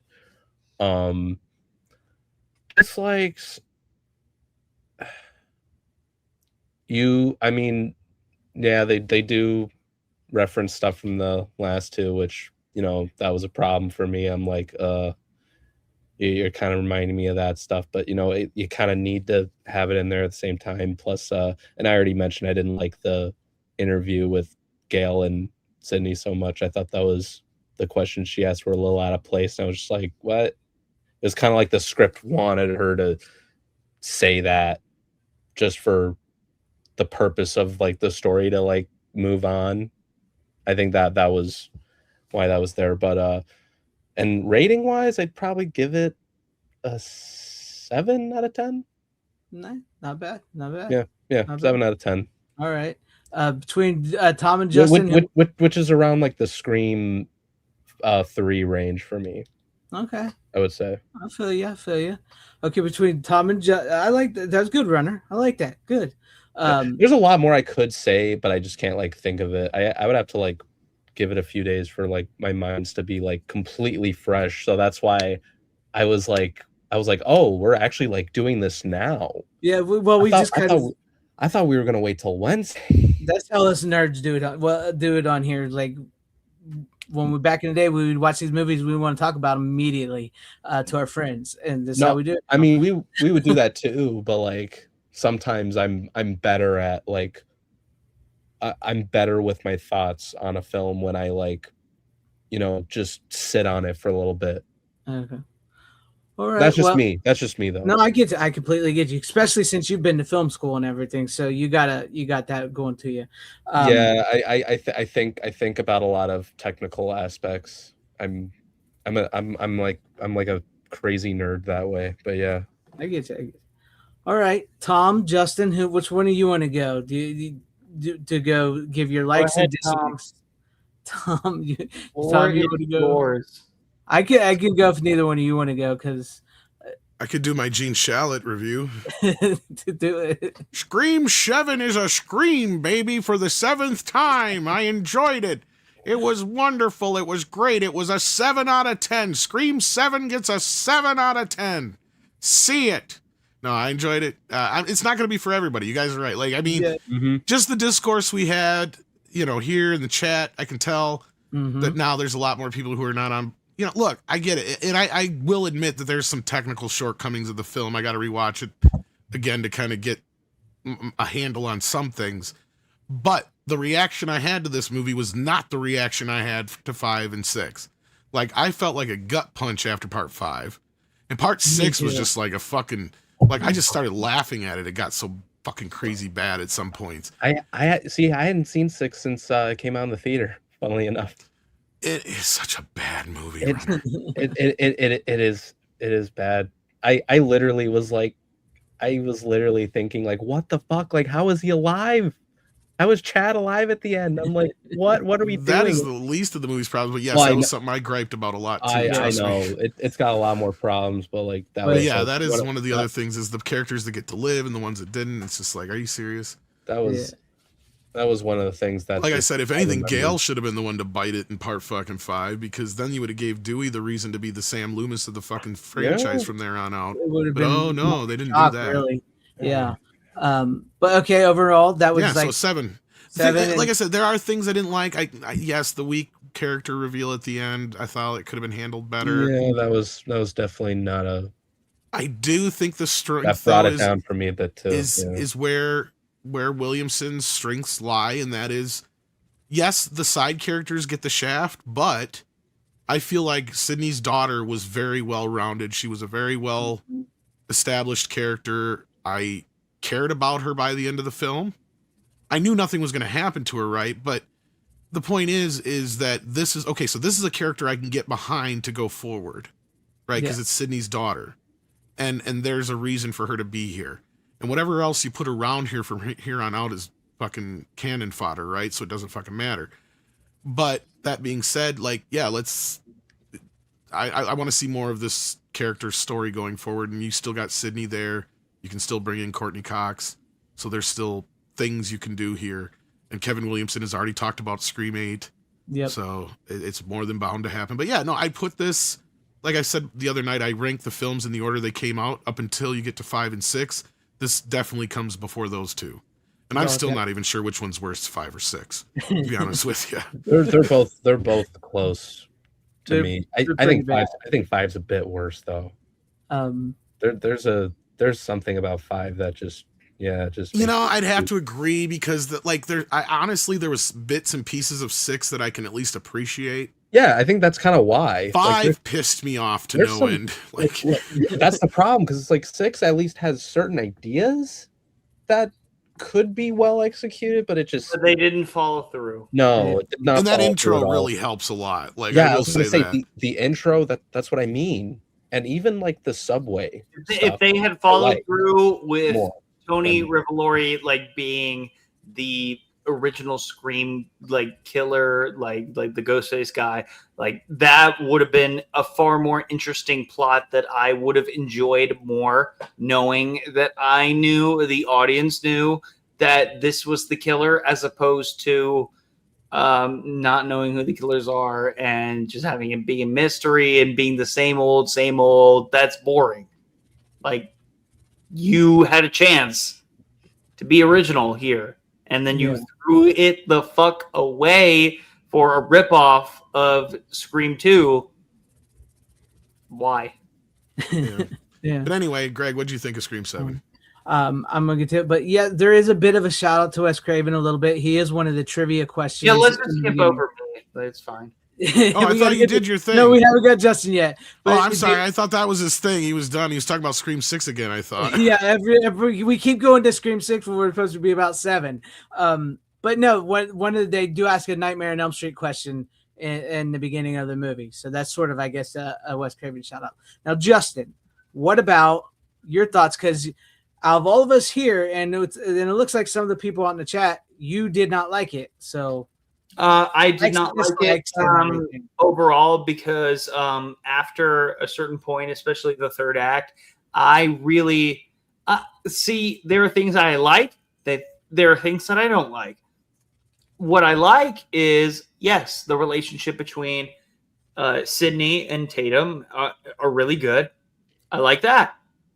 I don't like the fact that the chick from Ghostbusters is disposable. McKenna. But then again, I actually like that too. You're talking about McKenna. That was a pretty bitchin' death. Not a good one. That was a good death. Dude, but that was it did remind me that my theater experience in high school was nothing as elaborate as that. So I'm actually pretty jealous, and I don't like that as a result, because I wish I could have thrown some of those bitches to the ground. The people that I work with, oh my gosh, these actresses sucked sometimes. So, back when you worked for like the theater production. Yeah, I did that, and I also acted. So, I knew what was believable and what was not, and it was. Anyways, well, I was a runner back in high school, hence the name. I will say though, even though the kids didn't get much development, I didn't mind. I thought they were pretty likable. All of the what I liked was everything was well acted. All the actors did their part. My problem is the actors did their part, collected their paycheck, and went home. And there was nothing that was resonating with me. Aside from the opening scene, which I like. I don't like how the rest of the movie, there is no tension. There is nothing that is really compelling me to care about anybody. There's nothing that compels me to give a shit about this entire movie, as opposed to like laughing at it, because that's all you can do at a certain point. And I walked out of the theater and I thought, this is bad. This is actually the first bad Scream movie. And I was shocked because, I expected better from Kevin Williamson, but it is what it is. It taught me that he's a better writer, not a great director, and that's totally fine. That's no diss on him or anything, but this is just my opinion. I thought the movie was terrible. And one of the reasons why is because just a lack of stakes in this. And seeing Stu there was very promising at first, but I just knew it was a load of shit. And somebody in the comments mentioned Craven something scary. I actually, you guys might hate me for saying this, but I'm going to say it anyway because fuck it. Craven something scary. He was all about, and thank you to the guy who mentioned him, because I was thinking about him while watching this movie. He was so on board with the Stu train. The Stu train. Choo choo, motherfucker. That Stu Macher was alive. He passed away like a few months ago. I think in October or something. because he had complications from cancer that he was suffering from, and when I was still doing a show, he had expressed interest in joining, but he had health issues, and I didn't know what those were, but I didn't even know they were life-threatening. But he couldn't be on the show, and I was like, okay, that's fine, like no worries. And we remained like basically like internet friends, like talking back and forth, and he was a great guy. He was all about the Stu Train, and he was so excited about this film. I can't imagine what he might have thought about this film, because I can't speak for him. But bro, Steven, if you're hearing this, you didn't miss much. I'm sorry, man. You didn't miss much. You would have had the biggest set of wet balls, like blue balls, that we've ever experienced as people who are on the Stu Train. It was a fucking, not a wet, it was like a bait and switch sort of thing. We knew it was, and I'm sorry, man, but you didn't miss anything. Dude, if I could swap places, I'll be honest, I could live without seeing this. Honestly, love you, man. But look, dude, but to get things serious, like we haven't already. It's just so unnecessary. I think you would have liked the plots that we were talking about, the relationship between Sydney and Tatum, but outside of that, there is no story to this. It's just kind of hollow. It's just pointless. At least with the other two films, there was a path that you could have taken that would have been more interesting and more compelling. This is the first film where I literally did not give a flying fuck. There was no tension with anything. I wasn't afraid for anyone's safety that was outside of the new cast. No, nothing. And this is why, because of the lack of tension, because I just did not give a fuck about how they handled. I really didn't give a fuck about how they handled the fact that, or not that how they handled it, but how they didn't handle the fact that even though Joel McHale's great, I think a more emphasis on Sydney finding love would have been more impactful. You could have had a flashback of Dewey, the wedding and stuff. And yeah, but she's had how many fucking boyfriends? Yeah, I know. Having him die would have been bad. Would have been bad. I get your point, but I think a little bit more oomph to it would have sold me more. But that's just a personal opinion. Wasted potential, making 5 and 6 irrelevant, is whether you guys liked it or not. I liked what they were going with it, and what it could have been. But now we're in a universe where coulda, woulda, shoulda, and we will never know because of fucking politics, and because of that, that's ruined the franchise. And now we have Scream 7, which I think is not on its own terrible, but it's a result of terrible decision making, terrible politics being played on pre-production of Scream 6, not paying Neve Campbell what she deserved, and then this movie with firing somebody for your political opinions, whether you agree with them or not, it doesn't matter. I just am a staunch believer in freedom of speech, and you can say whatever you want. And unfortunately, that has made politics has unfortunately made this film the way that it is, and I think it's sort of a mediocre, nostalgia bait, bullshit sort of movie that wants to make you believe that the Stu Macher people are going to get what they want, but it's just a blue balls the whole way through. And despite the gripes that I have with it, I'm going to have to give it the old Siskel and Ebert thumbs down, unfortunately. And this is the first one that I'm ever going to do, and it saddens me to do it, just because of the way it's panned out.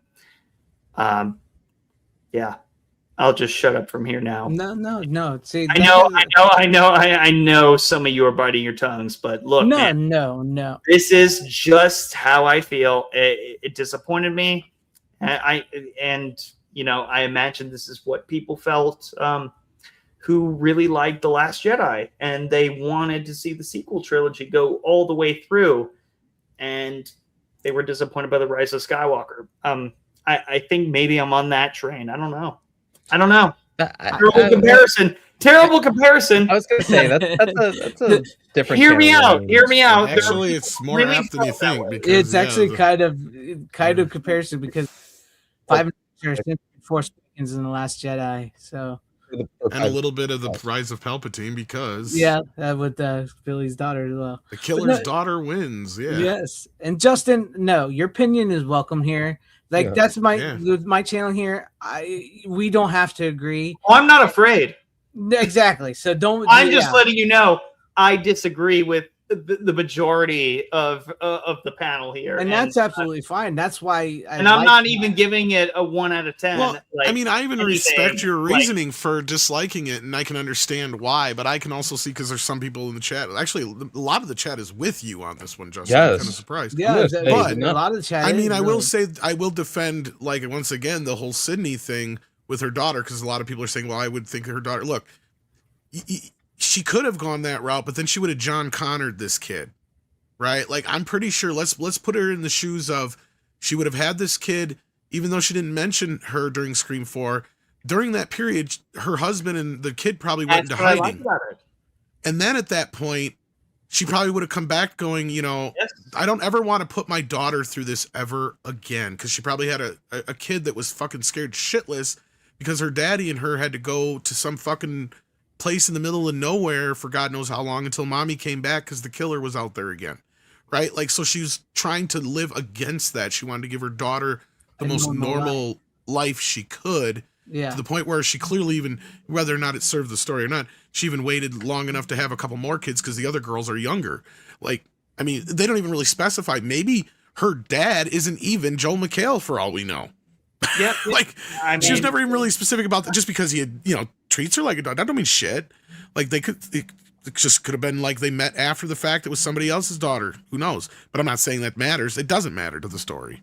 So in regards to the story, I think that relationship is done well. That's a good positive. But everything else, like, especially after that beer pouring thing, I'm like, okay, we have gone to comical, like, scary movie, like like ridiculous sort of like kill that I did not think was even possible. Like, and I feel like this movie is going to be the jump the shark moment, and it's fine. It's going to be as enjoyable for me to watch as it is, like, I won't say The Room, but I would say like Silent Night, Deadly Night Part 2. Like, I enjoy it, but it's like I will enjoy roasting this movie more than I will like roasting it and taking it seriously, because this movie was not meant to be taken seriously at a certain point. Like, it's like they gave up and they just did whatever. Like, I had a sense of, like, I give a shit. Like, there are some stakes here with 5 and 6 even. I don't feel that at all with 7. And it's just, kind of ruined at a certain point. No, see, I'm going to tell you this, Justin, because I get, like I said, I agreed. That's exactly pretty much how I felt after seeing part 5. I knew you were going to say that. Because after I watched part 5, it was one of the, I will have to say, as being a lifelong fan of Scream, I've seen every single movie, the first 3 in the theaters. I have a mask that's almost 30 years old that I bought, right? This is true. This is true. I have the mask. This is true. I've been a fan. This has been one of my favorite franchises for years. And when I saw Scream 5, my heart broke. And I absolutely hated that movie. I couldn't stand it. I don't ever want to see it ever again. And that's how I sort of feel like with you with 7. That's how, that's what, like some of the same complaints you have with 7. I have those with 5 and 6 and 6. By extension is like vicariously, I like 6 is like whatever. If I just push it to the side to me now. So I could almost rewatch 6 over 5 though. Again, that's the thing. But go ahead. Sorry. No, you're not wrong. It is a more rewatchable movie for 6 is. Now with 7, I really brought me back as a fan because I felt that this was made for the fans like me. And I will agree that some of the nostalgia and the fact that Stu is not alive and that the killer reveals and their motives are pretty weak. But I enjoyed the nostalgia. I love the relationship between Sydney and her daughter. As someone who has a little girl, the eye rolling thing and all that, totally like, I was like, yep, that's a girl. That's what girls do, right? Especially with their parents, right? So I love nothing. I didn't say anything about that. No, I know you didn't say nothing about that. I'm just telling you what I liked about it. With what I'm on board with you. Yes, I remember you said that as well. I enjoyed the kills in the movie. I thought the kills was great. I did think the one girl that at the play, the way he kills her, I wish that was a great kill. That was my high school is as cool as that and elaborate as that. I didn't mind the beer kill. I thought it was good. Nobody in my theater laughed at that. A lot of people in my theater was like, "Oh yeah," they kind of liked that.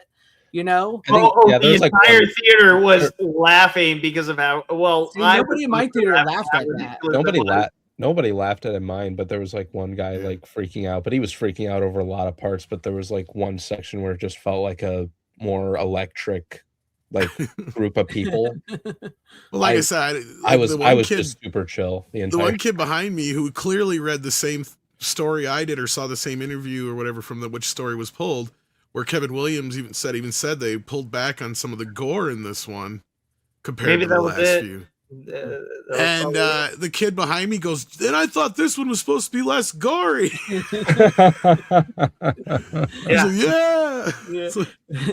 I still think that was a big turning point. Between the fucking McKenna Grace death and that death, I'm just like, I don't see much down. Like, I enjoyed it. And then the fucking face getting blown off. Jesus Christ! I know. And then she looks at her daughter. She's like, "You okay?" She's like, "Yeah." And so I really liked it.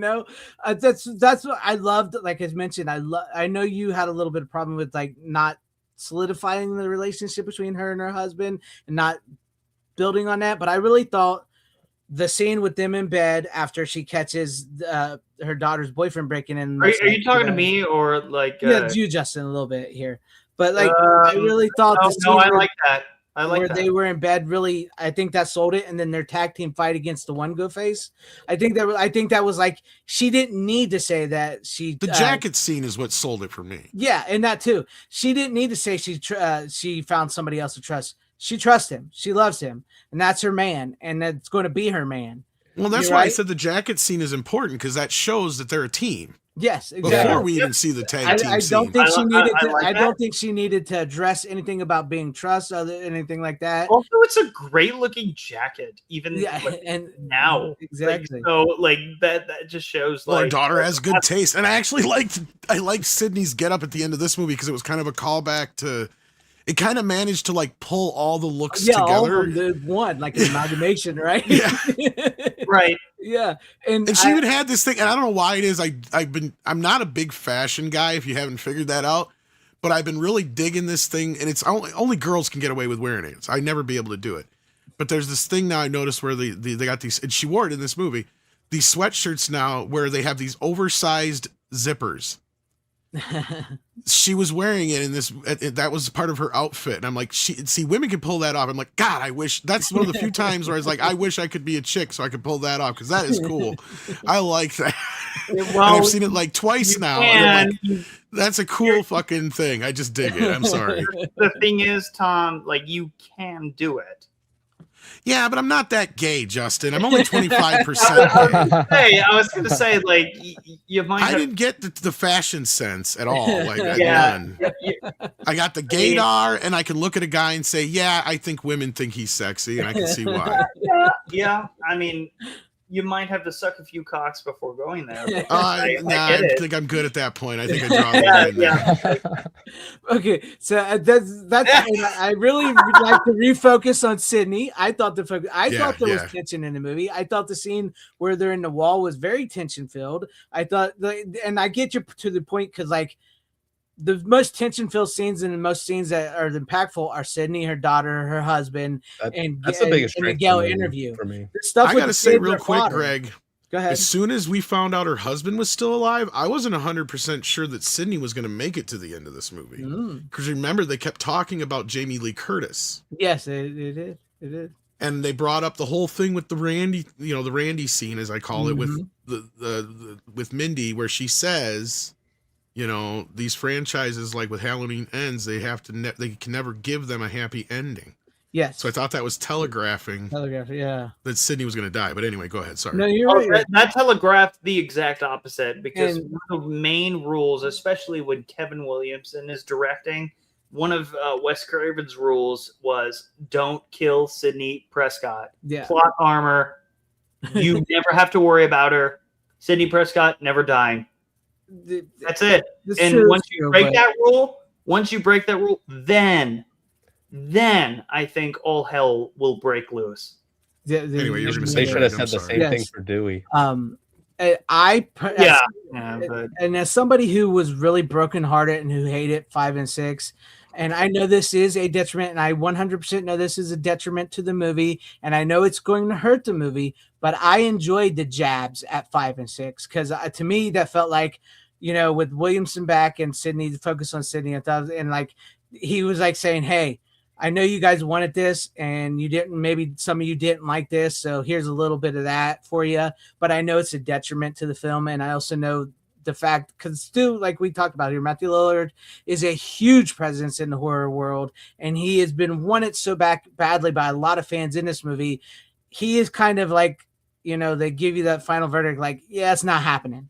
Right. So I know that's going to be a detriment to a lot of fans as well. Yeah. So I will agree that is a minus in my book, and the killer's reveal and motives are probably the weakest out of all the killers. It's probably the weakest. I will say about the whole Stu thing in this, I did like that this movie was trying to play into the whole AI bit, because my only problem with it is, and maybe it's because, AI has only grown more of late, but there's a lot more you could do with that concept in the Scream universe now, and maybe they'll do it in 8 for all I know. And it was sort of you never know, but there were some really good ideas that I felt like could have been there like was a little good bit ideas in stronger. it. I do think maybe I liked it when Matthew Lillard showed up though. When he did, yeah. I was like, oh shit, it was kind of cool. Plus his whole what's the word, I can't put it. It's not in my head, but the way he plays the character. Yeah. Huh? His cadence. Yeah, that weird intensity thing about him, where it's he's a he hasn't missed a beat.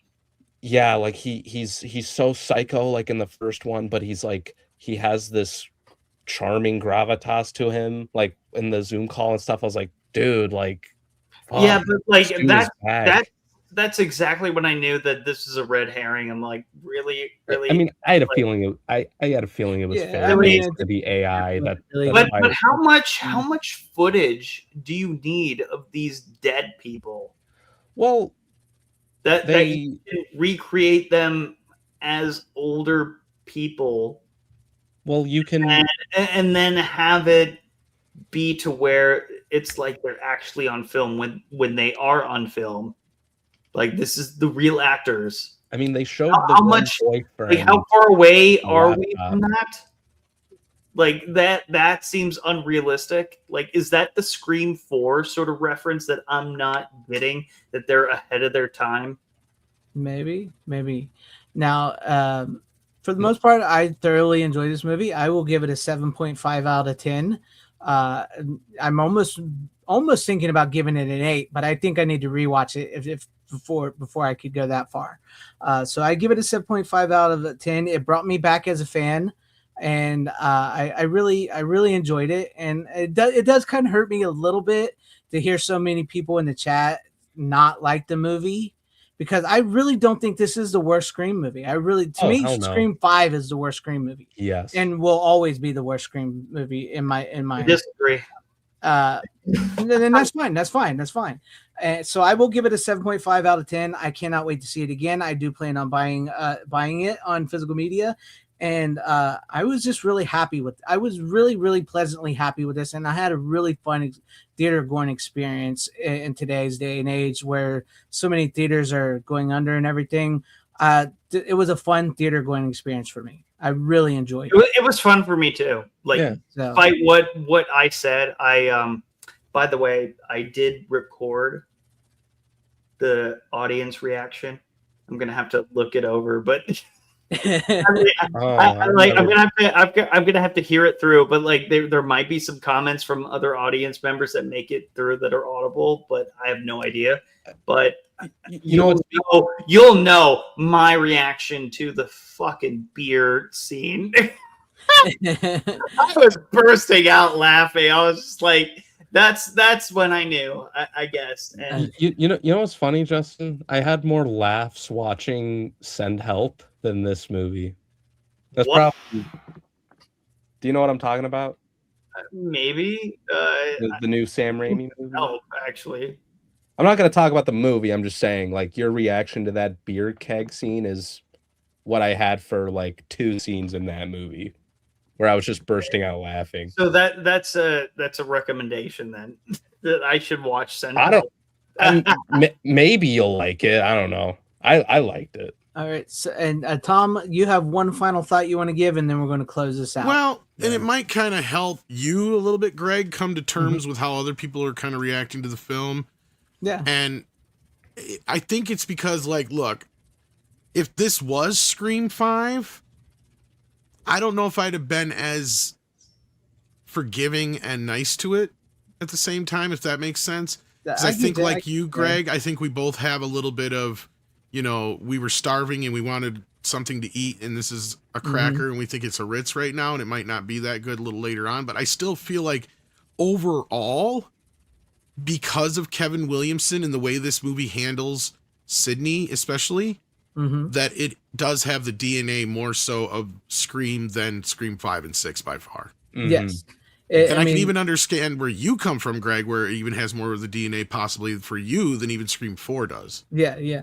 And I thought maybe, as much as we've talked about how Kevin Williamson isn't the great director, I thought he did fine. But yes, you're not wrong with the critiques about his directing and everything. I did feel a little Wes Craven in this one more than I did in 5 or 6. This definitely felt like there was a little bit of a Wes Craven presence.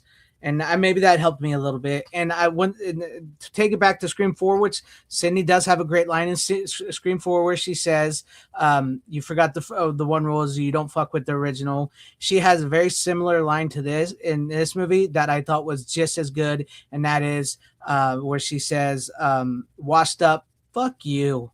So I thought that was a really great line from her to close out the movie.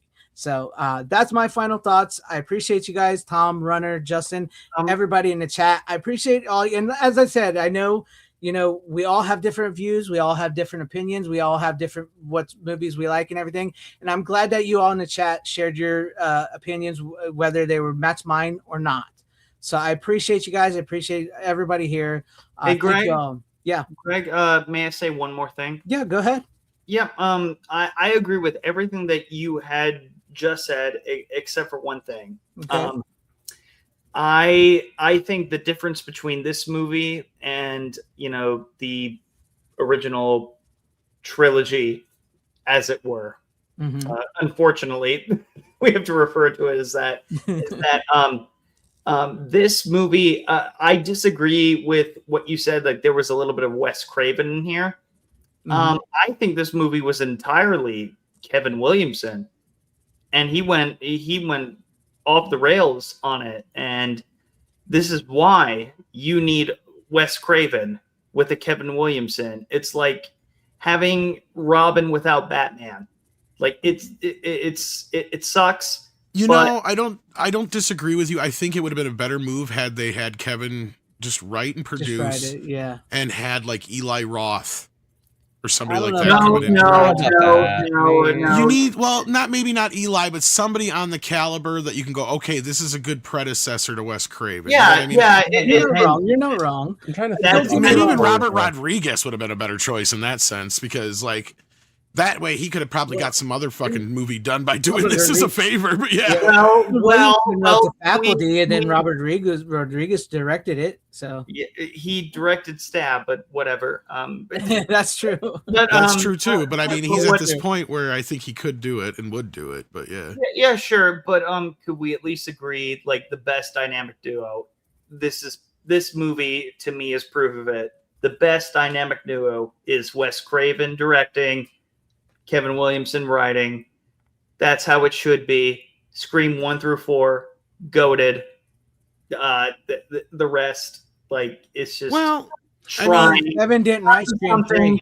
Trying something that will never quite get the Wes Craven touch because he's no longer with us. And so, and that's where I was kind of trying to say it might have helped had you had a horror director come in. Like this could only have been a really good script. Like, well, it was a great script probably, but like it could only have.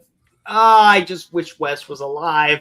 Like these are the kind of things that we all think of, but Wes would have thought of it. I didn't think of it of the other two movies, but I thought of it in this one because it was like all Kevin Williamson, and that's fine. But I'm just like, See, I agree with you that yes, Wes Craven is needed, and they were a great tag team. And especially if you watch the documentary "Still Screaming," it makes it very clear how much Wes Craven helped Kevin.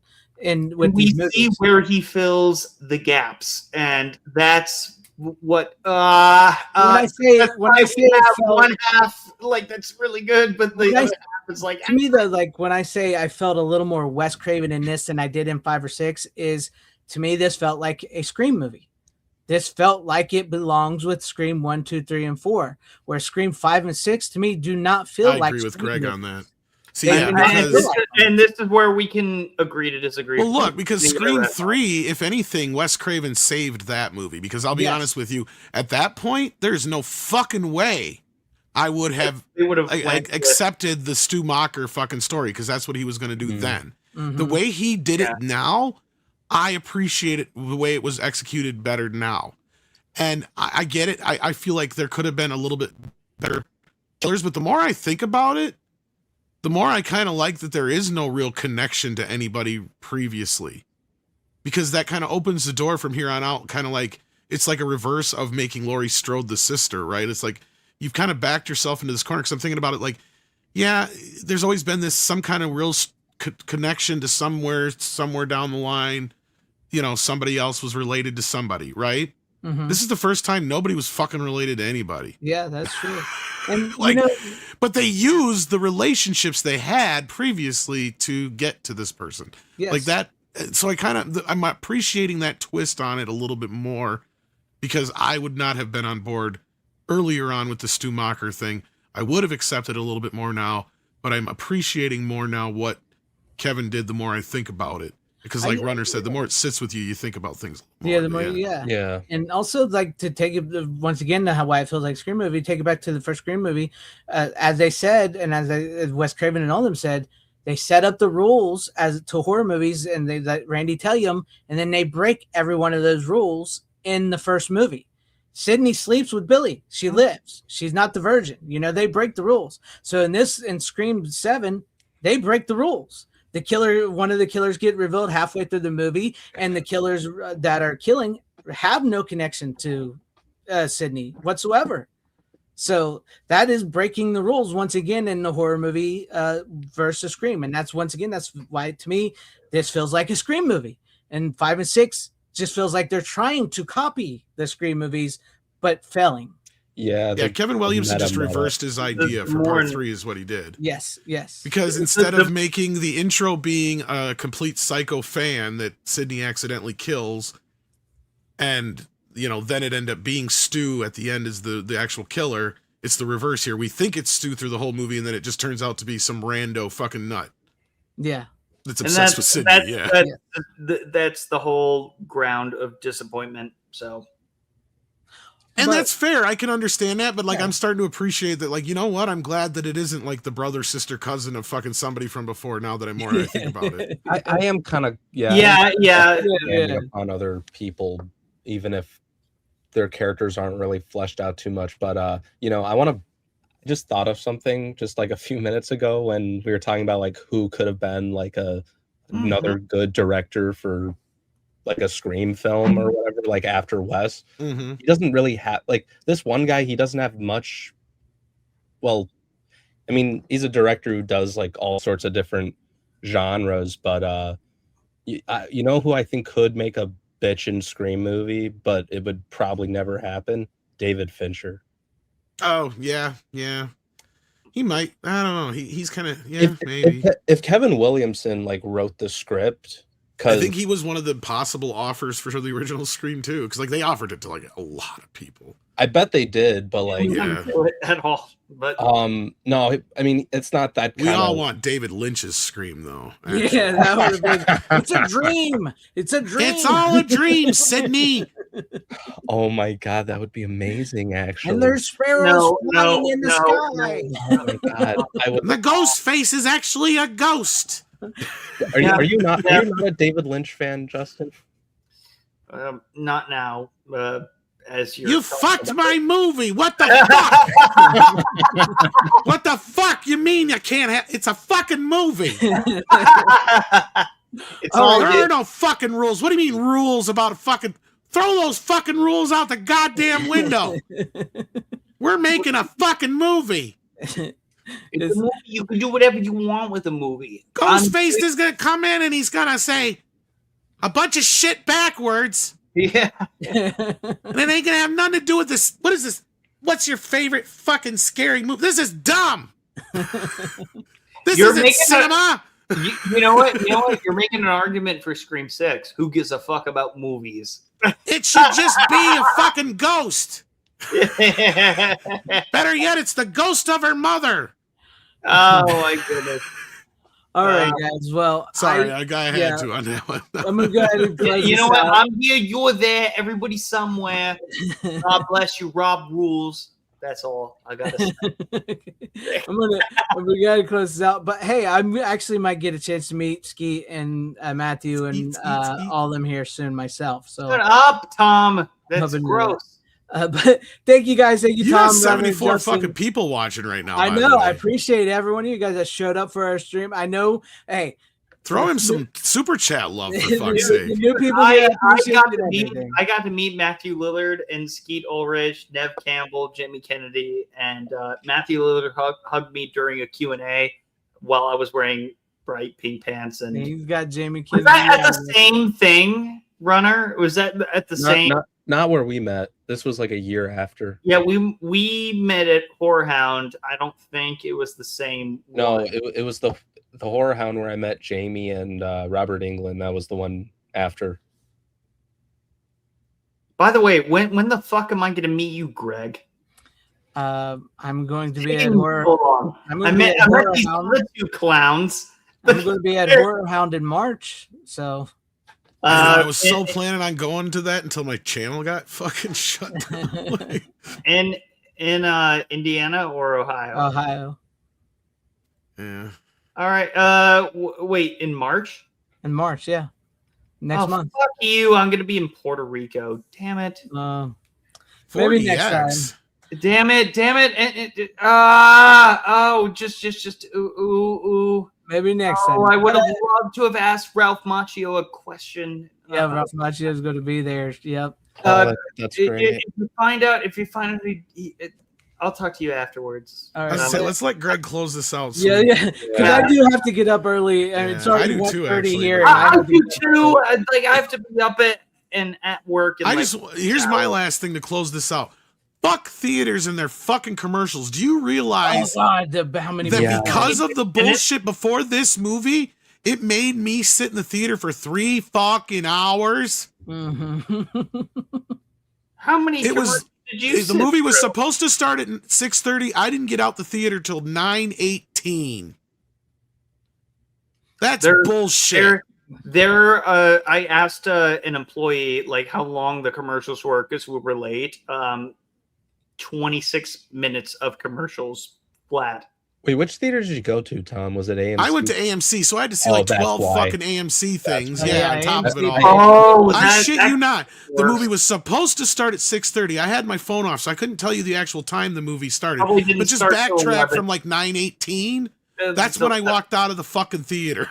Like, That's why I only ever go to AMC if I'm like going to see like a much bigger movie with like a. well, I wish I would have went to the quality IMAX screen showing now, Runner. Now that I know everything I know, trust me, like you did. But Yeah. So like there was that's even why- behind the scenes thing we didn't get to see. But I that you went to, guys like, got. I went to my local matinee, which is a classic cinemas.